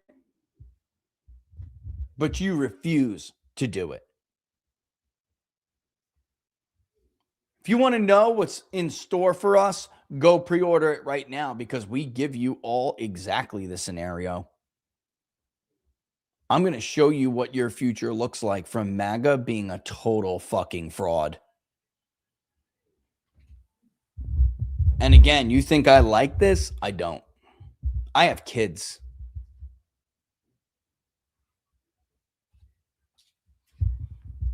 Maybe it's a response bias. Okay, Mr. fucking nobody who's never conducted a poll in his life, who has never done this job.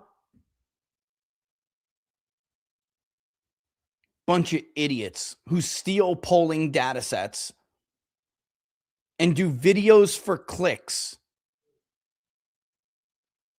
on their knees, sucking off guys who do the job right themselves. At some point, you just get what you deserve.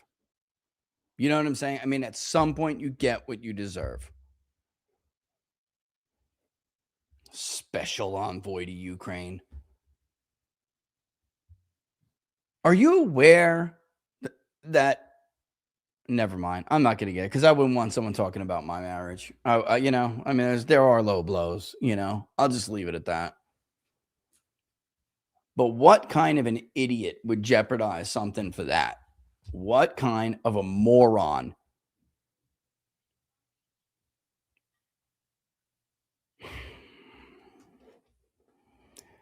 All right, let's get to these questions.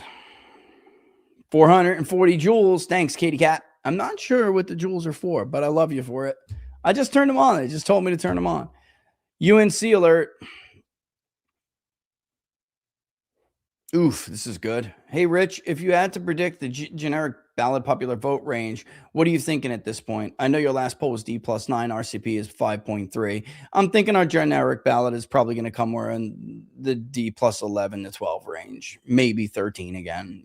Maybe it pops back up to 13. But I think it's probably more like D plus 11. By the way, all of a sudden, Spencer is a bad pollster too. Get the fuck out of here. You guys are a bunch of cultists they're just a bunch of losers, losers, like sticking your head in the sand. Owen Schroyer's right. I mean, he was right about that yesterday. Damn well, some part of you knows damn well that you're not mad at me. You're not mad at Owen. You're not mad at Alex for calling for Trump's impeachment yesterday. But by the way, Alex is right about that. Grok can try to fact check, and all these other people can try to fact check him all he wants, but they passed that last year, and those AIs are Sims. He's right. That is what they're doing behind the scenes. Do I know Trump knows about it? No, but we don't have a force as big as we did before the Iraq invasion. Alex Jones is right. And oh, by the way, don't be surprised if an aircraft carrier ends up at the bottom of the Gulf to try to get you pissed off at the Iranians and rah rooting for war. Let me just explain this to the administration right now. If something like that happens, because you just found out now that the era of the aircraft carrier is over and you need an excuse to spend another fucking $20 trillion we don't have to rebuild a military, you just found out that our military is fighting like we're in the Stone Age, that the era of that warfare is over, and drone warfare is infinitely more effective at this point, that we're sending up $8 million pieces of equipment to blow something out of the sky that's $200,000. If you do something like that, I hope you understand this isn't the Gulf of Tonkin. This isn't 9/11. This isn't the USS Arizona. They'll be pissed, all right, at you for having a casualty event like that in a war they never wanted. Oh yeah, they'll be pissed. They'll be up in arms. It just won't be to take out the Iranian regime. It'll be to take out your regime. So Radiohead, it's going to be double digits. If there is a way I could see it getting to like 9 or 10, it's just, I would be shocked at that. And I'm just trying to prepare you guys the best I can right now. It was 11, 13, then went to 9. The peace deal rug pull, it would make sense to me that it would lead to a blowing open of the generic ballot. And guys, no insider on the right or left believes the tightening is real, which, by the way, now it's expanding again, but nobody believes that tightening. Nobody. It's not real. The president's own pollster had it worse than us. Not this poll, but the poll before. And in fact, we had Ossoff up by 8 in a poll that we did for someone last month. In this, he's going to be up like 11, like Tony Fabrizio has it. Looks like Tony's right. He'll be up like 11 points. Eagle. Thank you, brother. Or, I mean, you could be a girl. I'm sorry. Why do I just assume gender? Thank you, fellow patriot, for your support. Wonder if GOP self-destruction is intentional. Give me 80s Newsweek geek. Give me a sec. Newswave geek. Oh, let's follow this for a second. Dems will bring in totalitarianism and surveillance. The GOP establishment, I suspect, secretly favors it all. Mark Levin loves surveillance and totalitarianism. Mark Levin is a neocon. There is nothing conservative about neocons except for the root word conservative. That's it. They are all a bunch of children of Trotskyites. left-wing, and yes, largely Jewish, left-wing thinkers who were Trotskyites. Mark Levin celebrated mass surveillance. Mark Levin called Snowden a traitor. Mark Levin and Ben Shapiro cheered as they deplatformed Alex Jones. There's nothing constitutionalist, nothing conservative about these people. Neocons and rhinos are leftists. They have always been. And Reagan knew that. They all pretend like they were like Reagan coalition people. Reagan was a big tent guy, by the way.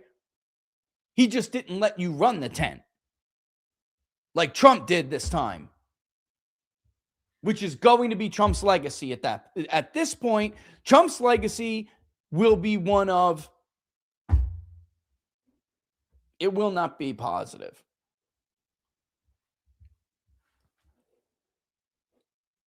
But let's stick to that for a second, okay? This is a group of people who never supported MAGA, never supported America First, never supported the president, never supported the platform, are with Democrats 70% of the time on most of these big issues. Let's get real. There's no discernible difference between Dick Durbin and Ben Shapiro. Not on the key issues, there isn't. Not on mass surveillance, there isn't. With Mark Levin and Dick Durbin, I think Dick Durbin is more pro-Fourth Amendment than Mark Levin is. If the late Dianne Feinstein was alive right now, she would definitely argue that. Because they trashed Feinstein when she was trying to get this shit under control. They trashed her. They trashed Susan Collins when she simply wanted an office in the intel community that was able to oversee what all these damn people were doing. They trashed her. And I'm not a fan of Susan Collins. But let's do this for a second. Let's game this out for a second, because I tweeted about it the other day.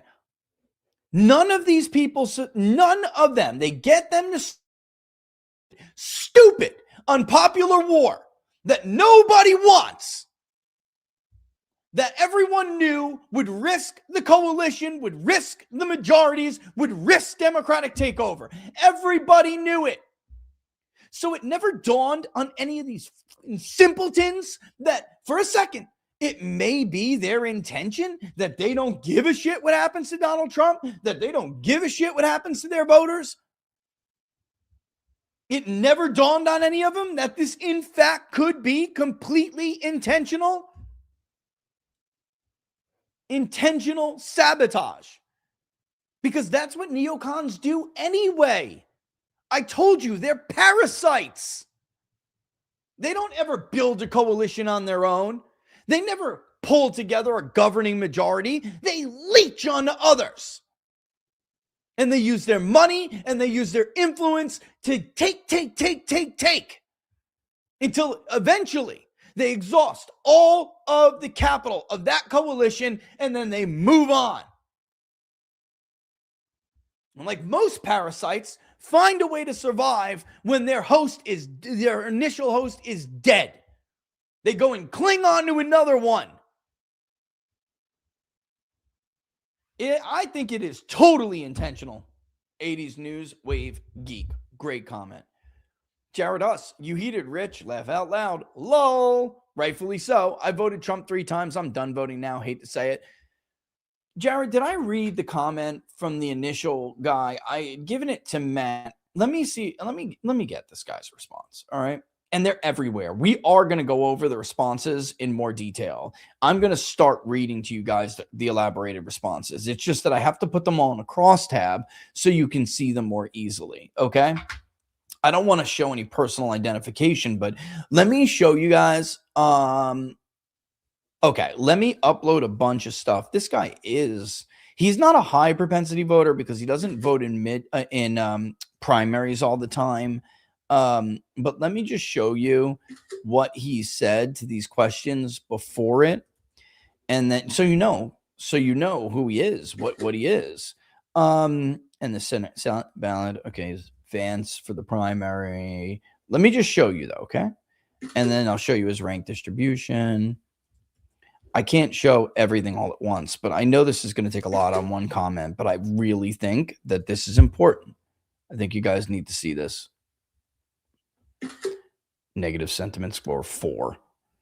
I don't want to show suburban Pennsylvania Catholic, some college associate degree, $50,000 to $100,000 a year, employed working full time.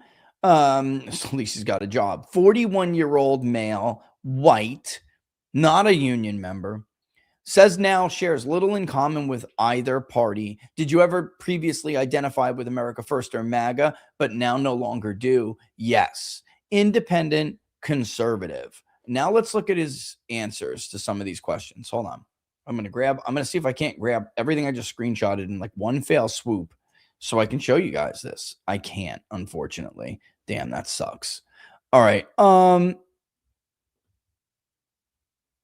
just want to prove to you he's a Trump voter. Okay. There, that's one. Let me go image file 1. Right track, wrong track. That has Trump's vote thing on it too. All right. Register voter economic confidence index. Got it. I want to show you what he said to that too. Oh shit. I just did the same thing. Okay. There we go. They're not the same, right? No. Okay, good. This is coming along. So 1, 2, 3, 4. Okay, we're almost there. And then after this, one more. I just can't, if I pull up the screen, it will show you his personal information. And I can't do that. So just bear with me. Okay. This is what this guy said. Oops. Josh Hawley, get out of here. None but love for you, brother. I'll come back for you in a second. Josh is another good guy who Donald Trump attacked, by the way. All right. This is the beginning of the survey. Thinking back to the 24 election, who did you vote? Donald Trump. Generally speaking, do you say things are headed in the right direction, wrong direction? They got off on the wrong track. Register voter economic confidence index. All wrong track. Everything negative. Everything. And let me just move your comment for a second, Jared, so you can see where it is. Somewhat disapprove, he says, of Donald Trump, the job overall. When you look at what is he approve or disapprove on when it comes to issues, economy and jobs, strongly disapprove. Immigration and border security, somewhat approve. Foreign policy, national security, strongly disapprove. Inflation, cost of living, strongly disapprove. Crime and safety, somewhat approve. Russo-Ukrainian war. What? Laura Loomer said, MAGA really wants to fight the war. Strongly disapprove. Israel-Palestinian conflict, strongly disapprove. Situation in Venezuela, somewhat approve. Situation in Iran, strongly disapprove. If the House election was today, he says Republican. Okay, watch though, pay attention. If the election for the U.S. Senate were held today, for which party candidate would you vote? He says the Republican. Okay, if the Republican primary caucus for the presidential nomination, depends what state they're in. If they're in Iowa, we say caucus, right? For whom would you vote? J.D. Vance. Now let's do the whole thing of rank distribution better so you can see. He says economy. He says inflation, cost of living. Number 2, he ranked economy and jobs. Number 3, he ranked immigration, border security. He's a right-leaning Indy, so not surprised. 4, corruption and accountability. 5, healthcare. Because they're broke, because everybody's broke. 6, crime and safety. 7, election integrity and reforms. 8, national debt and deficits. 9, this is a Trump voter. He rated foreign policy and national security 9. Gun rights, gun control 10, environment, climate change, abortion rights, etc. Number 12, trust to handle issues, neither across the board, except he trusted Republicans more on immigration and border security. Everything else, he said neither party. Now, here comes the juice. Do you support or oppose reopening negotiations to end the Iran war? Strongly support. Do you think it is worth paying $4 per gallon or higher for gas to continue fighting the Iran war? No, not worth it. How much per gallon would you be willing to pay for gas as a result of continuing to fight the Iran war? Fighting the Iran war is not worth paying more for gas. Considering the economic costs of the U.S. fighting the Iran war, do you believe it is worth fighting or not worth fighting? Not worth fighting. Thinking about domestic issues versus foreign affairs, which comes closer to your view regarding the current focus of the Trump administration? Too focused on foreign affairs, not enough on domestic affairs. This is the guy, by the way, that I brought up with Owen. Can you elaborate on your responses given to the question so far? Meaning, why did you choose the answers you did? Here's the TTS. Or actually it's in this case S to T, I think. Yeah. This war is a disaster. The president betrayed us for Israel and billionaires. Though I said for this survey I'd vote, I don't want to vote and didn't in the primary for my state. Republicans were garbage before Trump, and now he's joined the Epstein class, which he capitalized with the rest of the crooks. So this dude ain't voting. This dude only said he was going to vote so he could tell me how he feels, which is not good. Holy shit. Oh my God. So when I tell you, Jared, that I think you represent currently like 35% of Trump's coalition, like I'm serious. Now, will a lot out and vote? Yeah. But this is like a huge, huge chunk of people. We haven't seen anything like this before in politics. I have never seen this before.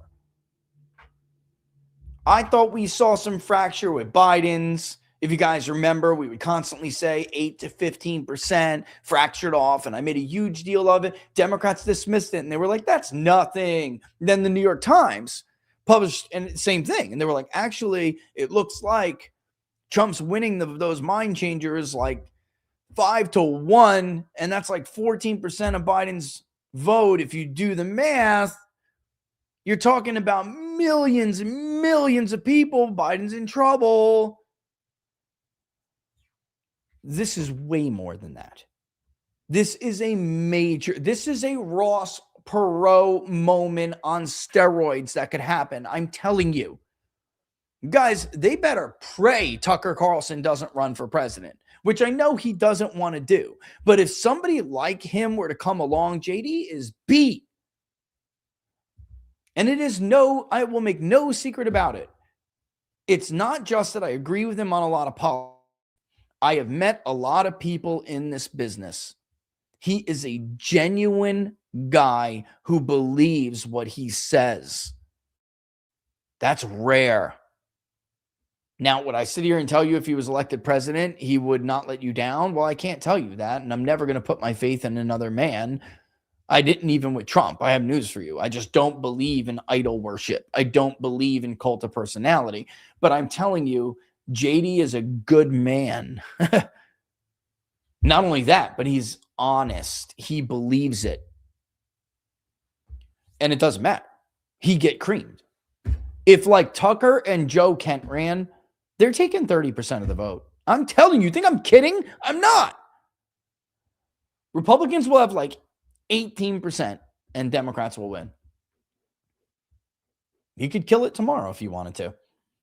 Now, it's funny because you're looking at, but that's a Republican primary. Tucker's not getting a lot of the vote in a primary, but that's because of who votes in a primary. Come a general, Ross Perot couldn't have gotten 20% in a Republican primary either, but he got 20% of the general election vote. It's two totally different things. A lot of Tucker's vote comes from indies now. Democrats are crazy to them, but Republicans are frauds. Telling you, and there's somebody else in mind too. I'm not even going to say it. This guy runs, we're doomed. We're doomed. I don't even know why I'm saying we. I do not consider myself a Republican. I want nothing to do with this party as like an association. No, sir. I'm an independent pollster. Thank you. The idea to ride out the GOP is based on a false idea of what the GOP Trump is. Fauci with less class. The Dems are weak, discredited. They would have to tear up everything to push their agenda. That's one of two. You got another one in there? Because I'll read it back to back, Brian. Let me see. Let me try to find it. Yeah, you do. Riding out the GOP allows the Dems to play to their strengths. Slow subversion, boiling the frog. The GOP would help them do it. There's only the uniparty. Really hurting the GOP hurts the uniparty. I mean, this is why, like, we have P picking cute on locals, and she's always the socialists take over if you sit out of it. And I do understand that argument. But it's also what Brian is saying is also true.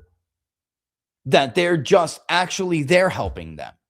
Nobody has helped the socialists more in the last fucking 10 years than Donald Trump by doing what he did here, by starting this unpopular war. Than the neocons. You know, I mean, nobody. This is true, though. The problem with GOP is that you're just letting slow subversion happen and take place. I mean, I agree with that.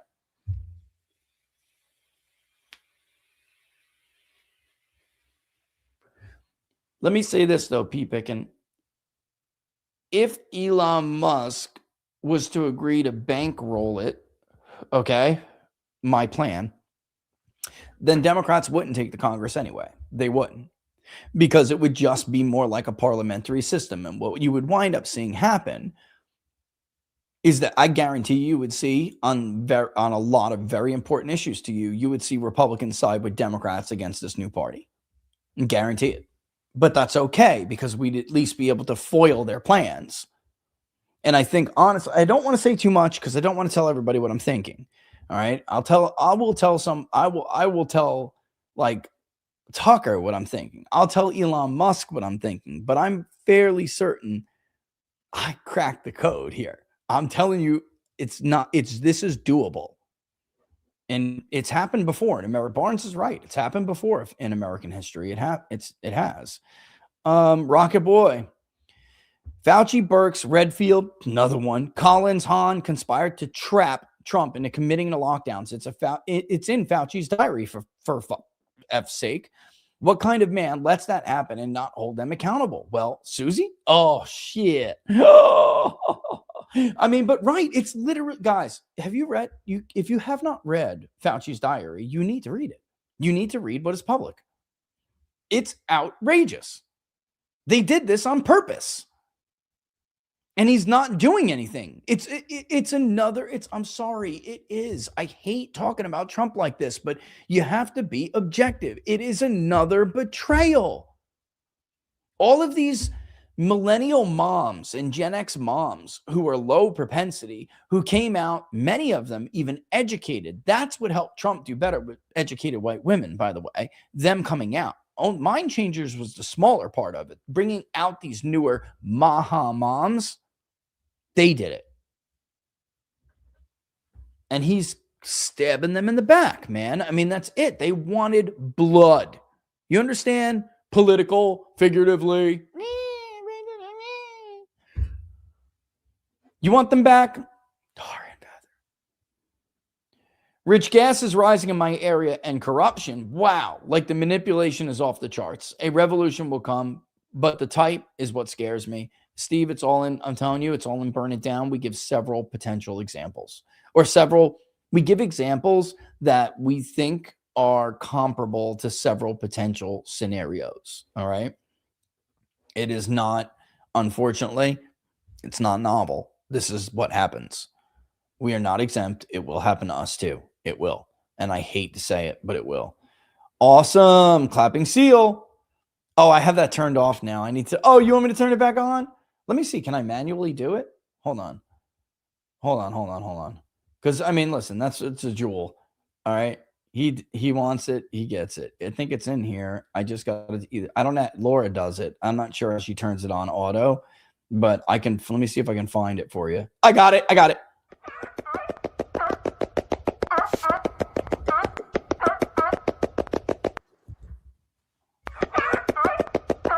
One more time. Oh, that's unbelievable. It's just so bad. I mean, we've been doing that. We were doing that for months ago, right? These people still with the shit. No, I'm not getting in the life raft.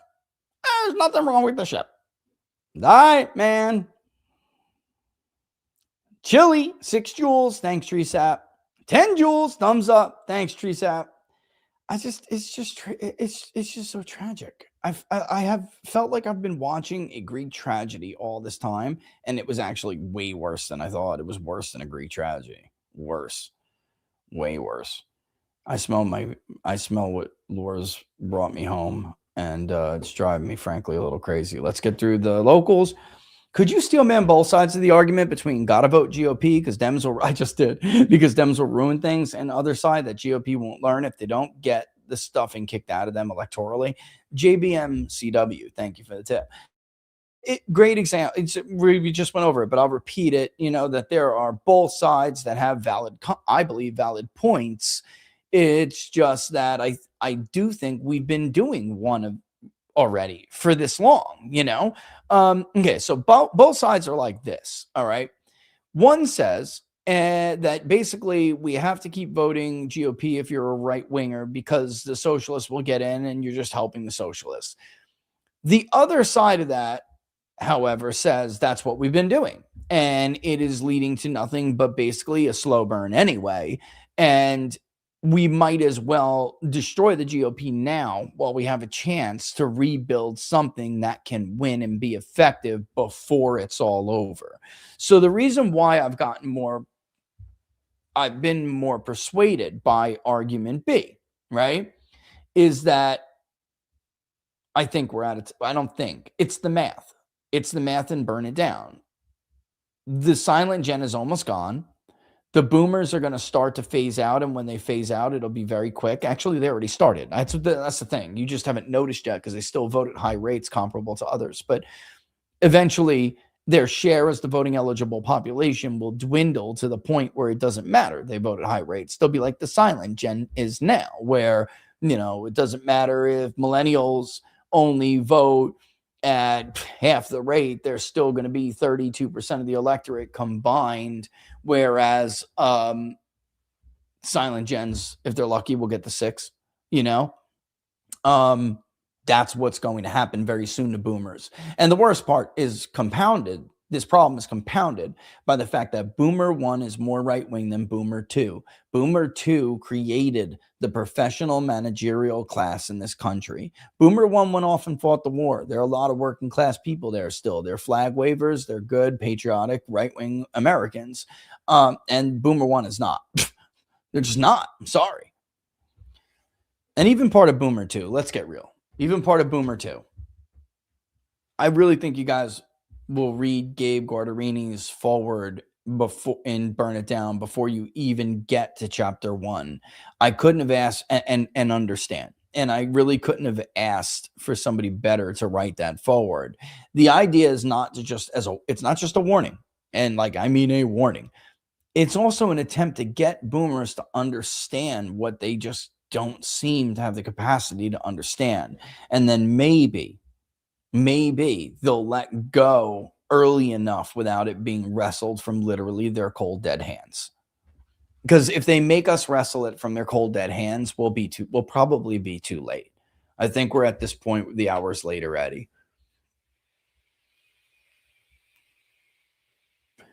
I love Dread Roberts' comments because he always brings you just right back down into reality. Sometimes I think he's too hard on the administration, even though listen to how I just talked about them. But he brings you right back to it. Listen to his comment. And thanks for the tip, Robert. Does Trump realize that Fauci got him before Bibi? That he could not publicly admit he was scammed was a warning that I feel stupid for not taking serious enough since I still voted for Trump. If it's not that, Ron Johnson or Rand Paul, I don't think any senator is worth a vote or even the benefit of the doubt, including Hallie and the rest of the posers. Ooh. 35%.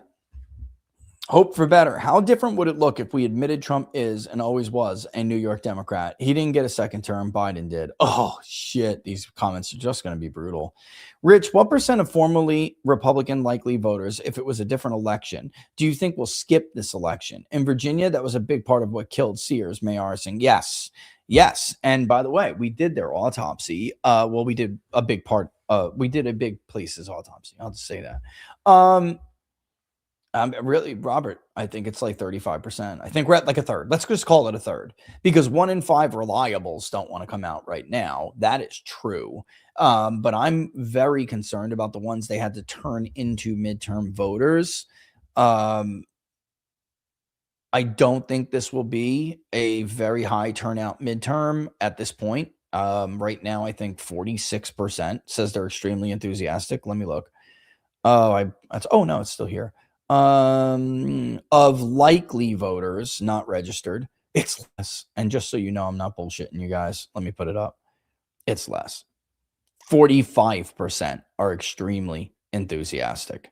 25% are moderately, only 22.7 are very, 4.1 slightly, 3.2 not at all. And by the way, Republicans are disproportionately not at all enthusiastic. Guys, this is an absolute disaster. Oops, sorry, Chili. Okay, let's go back to I hate these congressional hearings, just a bunch of mock outrage, grandstanding, and sound bites for donor emails. Nothing ever gets accomplished, no one's ever punished, and wouldn't be surprised if they all go out for drinks to laugh about how they dupe us lowly peasants. I mean, I gotta tell you, that happens all the time at the Mayflower. The future belongs to the side that says, I don't care what the law says first.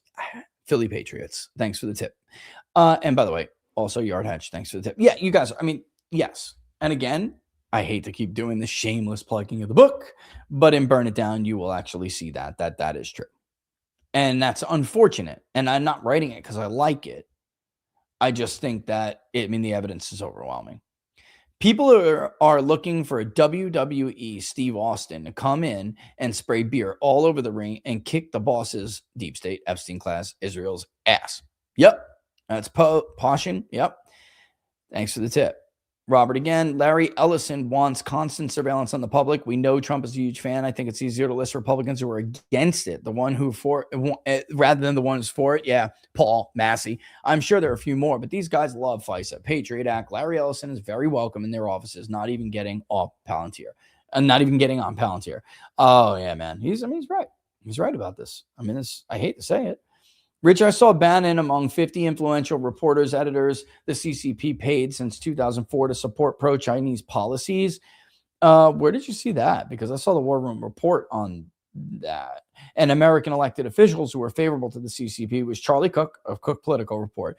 Please discuss 20 years ago how powerful Cook Political Report was in D.C. and what this means to pollsters. Oh, Blondie, what a great observation. For a long time, Cook Political Report was basically the only game in town, literally in town. And you had the Center for Politics at the University of Virginia, which is Larry's tiny crystal balls.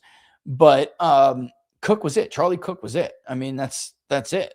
He was it. And then you had Stu Rothenberg and stuff for a while, but he was always an outsider because he was from West Virginia. So he was always looked at like, a little bit of a weenie. But yeah. Chungster's live on Rumble. So while we wrap up here, guys, head on over to Chungster. He's on Rumble. He's always got a very entertaining stream. DSA versus Democrats, America First versus Republicans. Fight! I love that profile. I'll follow your lead. Lay out the plan. After what I just read, I'm livid. Been pissed for hours. Fuming. This is pea picking. He's lost his mother and mine. I'm going to have to watch Dan again to mind F myself back to happy. Yeah. Got three choices. Fine. Heroin, bury myself in the backyard. You tell me something good. I hate drugs. I'll be too damn tired. Stay away from heroin, And for those of you who know, I myself was I guess you're never not an addict, but it's been like 20 years. I'll be too damn tired to cover myself up after digging a damn hole. That leaves you, Rich. Tell me something good. The place is surrounded by mountains. What's he effing doing? Still not voting D. What's good? I think good is that I don't think they're going to get Texas. I think it'll be close, but I don't think they're going to get Texas. And they can't because, oh my God, if they get Texas, they're going to be so emboldened if Tallarico wins. I think the Dems' behavior leading into 2028 will matter if it'll make a difference based on their performance. And if they wind up taking the big prize, which is Texas, then it's a big issue. Yeah, Blondie, by the way, so that's good news. And also good news is that we're going to Chattanooga this weekend. Natalie Winters has a list of 50 on X, some big names on the Chinese payroll. Oh, I thought you were saying, though, that Bannon was on the payroll. And I'm like, no, I saw that list. There are big names on this payroll. Big names. You know what? before we go, and I know we're there, and then I'm going to have to go and work on the poll until 11 o'clock at night. It's done. At least I'll just be able to, Natalie, you don't follow me, girl?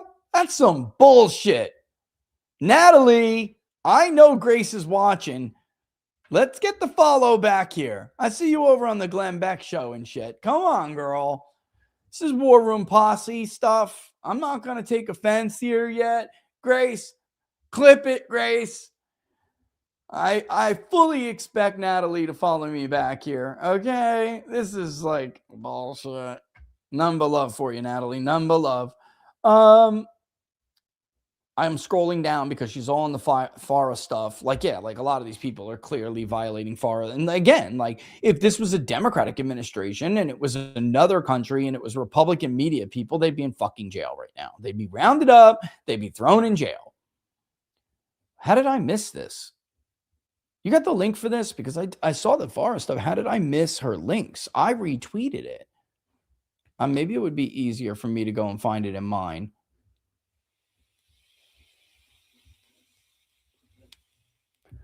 I can't find. Oh, there it is. I got it. Because I'm like, I can't find what I retweeted, which would be the easiest thing to do. I got it, though. All right. This is an outrageous. This is an outrage. Okay. This is bad. Guys, if you go back and read some of the people here, you'll see Ezra Klein. I knew immediately. I was like, of course, Matthew Iglesias from Vox. You have seen CCP propaganda on these outlets from these people. But so she says, revealed, here are the mainstream journalists on China's payroll. I exclusively uncovered the identities of prominent U.S. journalists flown to China by a CCP-linked influence operation seeking, quote, favorable coverage, unquote, and, quote again, positive messages, unquote, about Beijing. She's got them dead to rights here. The names include Ezra Klein, the New York Times columnist, Matthew Iglesias, Vox co-founder, Ronald Brownstein, CNN senior political analyst. Everyone knows Ronald. Bradford Plumer, New York Times reporter, Marjorie Miller, former Associated Press vice president. Also identified Steve Clemens, former The Hill editor-at-large. David Rode, MS Now, senior national security reporter. Jonathan Alter, NBC News and MSNBC political analyst. David Sweeney, former NPR managing editor. Daniel Gross, former Yahoo finance columnist. Guys, some of these people we knew about the deep state, our own deep state, the issue with them plugging in like national security reporter or analyst into these cable and network news channels, pretending like they're impartial and they're not. Also on the roster, Marilyn Giwax, former NPR senior editor. Catherine Devini, former Newsweek editor. Tom Olmsted, former U.S. News and World Report correspondent. Steve Chapman, the former Chicago Tribune columnist. Bruce Stokes, former National Journal correspondent. The list continues. Greg Gilbert, former Milwaukee Journal Sentinel Washington bureau chief. Tony Samarad, Salt Lake Tribune reporter. Simca Dalma, former The Newsweek columnist. Jonathan Broder, former Newsweek senior writer. Also identified Chris Comp, former Chicago Tribune associate managing editor. John Healy, Los Angeles Times deputy editorial page editor. Julian Peckwitt, who's the former foreign affairs reporter. This is just unbelievable. And if you go through, you'll be able to see, published it though, I know, and she's been on War Room a lot talking about it. But she'll go through people's stuff. You can go and, oh, there it is. This is the CCP linked operation. So let me just hit note that. There it is. The mainstream journalists. And here the pay for play stuff. She's got article after article up here. It's truly unbelievable. I would go to her Substack so you guys can see it. She did that first article and then threw more up there. This is the outlets who have been payrolling people who are on the payroll of the CCP. You won't be surprised. The New York Times, the Washington Post, Politico, the New Yorker, the Atlantic, NPR, PBS, WNYC, Newsweek, Time, Foreign Affairs, USA Today, Financial Times. Guys, and some of these unbelievable. Here we go. In 2007, Charles Cook, publisher of the Cook Politico Report, he went in 2007 to the CCP on these trips. Think about Juan Williams, remember the fucking Five guy from the NPR guy who was on Fox News? He was a paid contributor. He had like a $2 million contract, I think. David Brooks, anti-Trump, never Trumper piece of shit at the New York Times. Jill Abramson, constantly fighting on Twitter with this one. Managing editor at the New York Times. John Byrne, executive editor at Business Week. Clarence Page, we all know him. Chicago Tribune, editorial board member. Rana Faruhar, deputy editor of Newsweek. John Gapper, associate editor and columnist of Financial Times. And no surprise here, Russia collusion hoaxer himself, David Ignatius, associate editor and columnist at the Washington Post. Tavish Smiley, remember him? Host in PBS and Public Radio International. Also a frequent person on Fox News. They would let on to push their bullshit.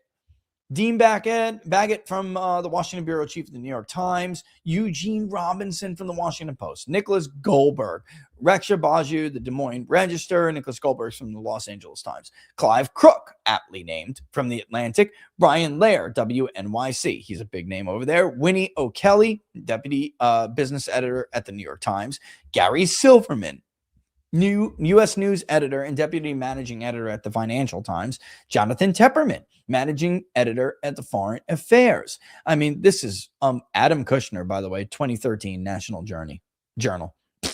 And then there's in 2014, I don't know if he's responded to it, but I do see Mark Halperin, who was the editor at large at Time. Maybe I'll hit him up and ask him what his response is to that.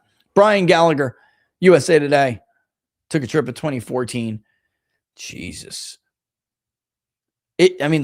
Guys, this is so bad. Who they meet with? Tiana Kai, the Chinese vice foreign minister. Cheng Yu, he's the executive producer at the CCP-controlled CCTV. Fu Chengyu, chairman of the state-controlled energy giant Sinopec. That's a big name. You should probably know about that. Feng Shanghai, a senior Shanghai government financial officer or official. Wang Huai Yao, also identified as Henry Wang, who held positions in the United Front Organization, kid you not. Representatives of Baidu, Caixin, Tsinghua University, and other Chinese institutions. Oh my God, this is just disgusting. Yeah, I didn't even have a chance to go through all that. But oh my God. Oh, and I have this up and I'm just talking while I'm trying to read off the Substack. My bad. But oh my God. Woo! Xinhua. My bad. You don't use it, you lose it. Anyway. Not quite. I could have more. All right, so it's 1694. It's not bad. Okay, let me get rid of these things. 1, 2, 3, 4, and 5. With that in mind, I was going to play these things on the outro, but it's 9:30 and I got to get back to my crosstab. Don't forget to go rewatch the Matt Gaetz interview since I blew past the Matt Gaetz show. I'll go up on One America and check it, but they usually always send Laura the clip anyway, which I then put up on Locals. You can follow me at peoplespundit.locals.com, peoplespundit.locals.com. By the way, I've been blasting out shorts on TikTok, which is peoples.pundit. Of course, I actually got my own username. And on Instagram, peoples_pundit. The links to all of this are in the description. It'll say new TikTok, new Instagram. Go sign up. Let's get that follower account up there. It is very, very, very important to the, it's very important to me. I'll just say that so everybody else doesn't know why I'm making this, why I'm making this push. It is very important for us to build this Instagram and TikTok following. Okay. Instagram, we're almost to, we'll probably hit 1,000 pretty soon. It steamrolls. You got to keep pushing and pushing and pushing. And I don't do what other people do. So it's important. It's not that important that I got to make an ass out of myself. Other than that, stay tuned for the poll. I'll drop it in the morning and then it'll be out and I'll be able to talk about it a little bit before I go. And then there'll be road rages on the way to Chattanooga. I got to go pick up the rental in the morning on Friday. Then we're out. So we'll do a road rage once I'm on 17 and it's a road ahead. And then, I like to fly typically, but Laura likes to drive and there's a whole lot of shit that comes along with women who have to get dressed, which I know you guys understand. So it's just easier. It's not that much different of a ride than it was to Bedminster. So whatever. If it was just me in a tux or something, I would just fly, but it's not. And you know, the TSA has a really, really bad habit of wrinkling the shit out of your finely pressed suits. So I'd rather just hang them. And we'll take a nice little trip. We'll get there at a reasonable time. I'll get a nice sleep, and then we'll have a great time on Saturday and Sunday. Other than that, I'm going to give you guys the night. And, you know, I mean, it is what it is. It is what it is. It's frustrating. I wish, you know, it wasn't. I wish there was better news. I wish the peace deal held. Something tells me we'd be looking at like a D+5 generic ballot right now, maybe D+6. Unfortunately, we're not. Unfortunately, it's ugly. The rug pull on the peace deal is a problem.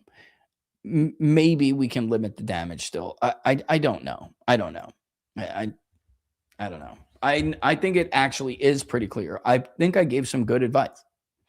I've been giving the right advice. They're just not taking it, you know, and that's on them. You know, there's nothing else you can really do about it. It is what it is. But there is some really cool insight into the poll, and we'll get a chance to talk about it through. I'll also, when I come back, be doing a show with Frank.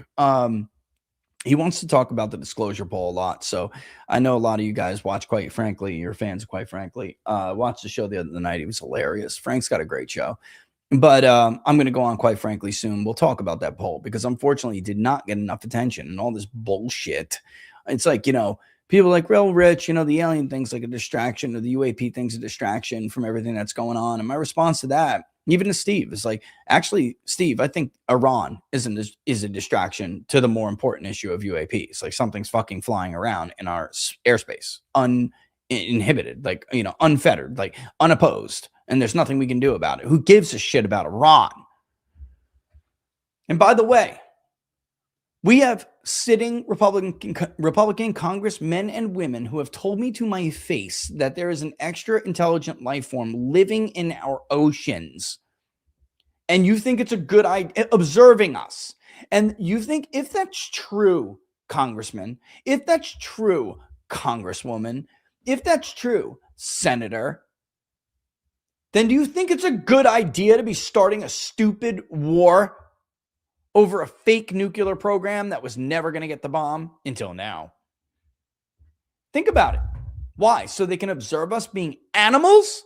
Barbaric animals who send Tomahawk missiles into schools with 200 children?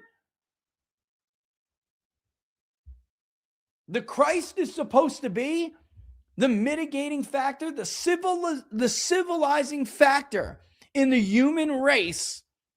And we allied ourselves with people who beat statues of it for fun? Think that's a good idea? Tell me again how we all share Judeo-Christian values. I'm off that train. I'm with America on this. I'm with the rest of America on this. Sorry, heretics. You can't count on the...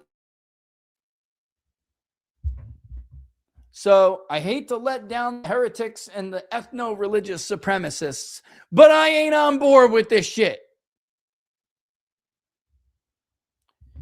None but love for you guys. Don't forget, if you like the videos, to like them and to share them far and wide. Thank you, of course, to everybody who gave tips and super chats and rumble rants and the likes. We really always, as always, appreciate your support. Go follow TikTok. Go follow Instagram. All right? Give one more minute to me of your time and go follow those accounts. All right, I'm out. I'm going to let you guys have the rest of your night. You're watching Inside the Numbers with the People's Pundit.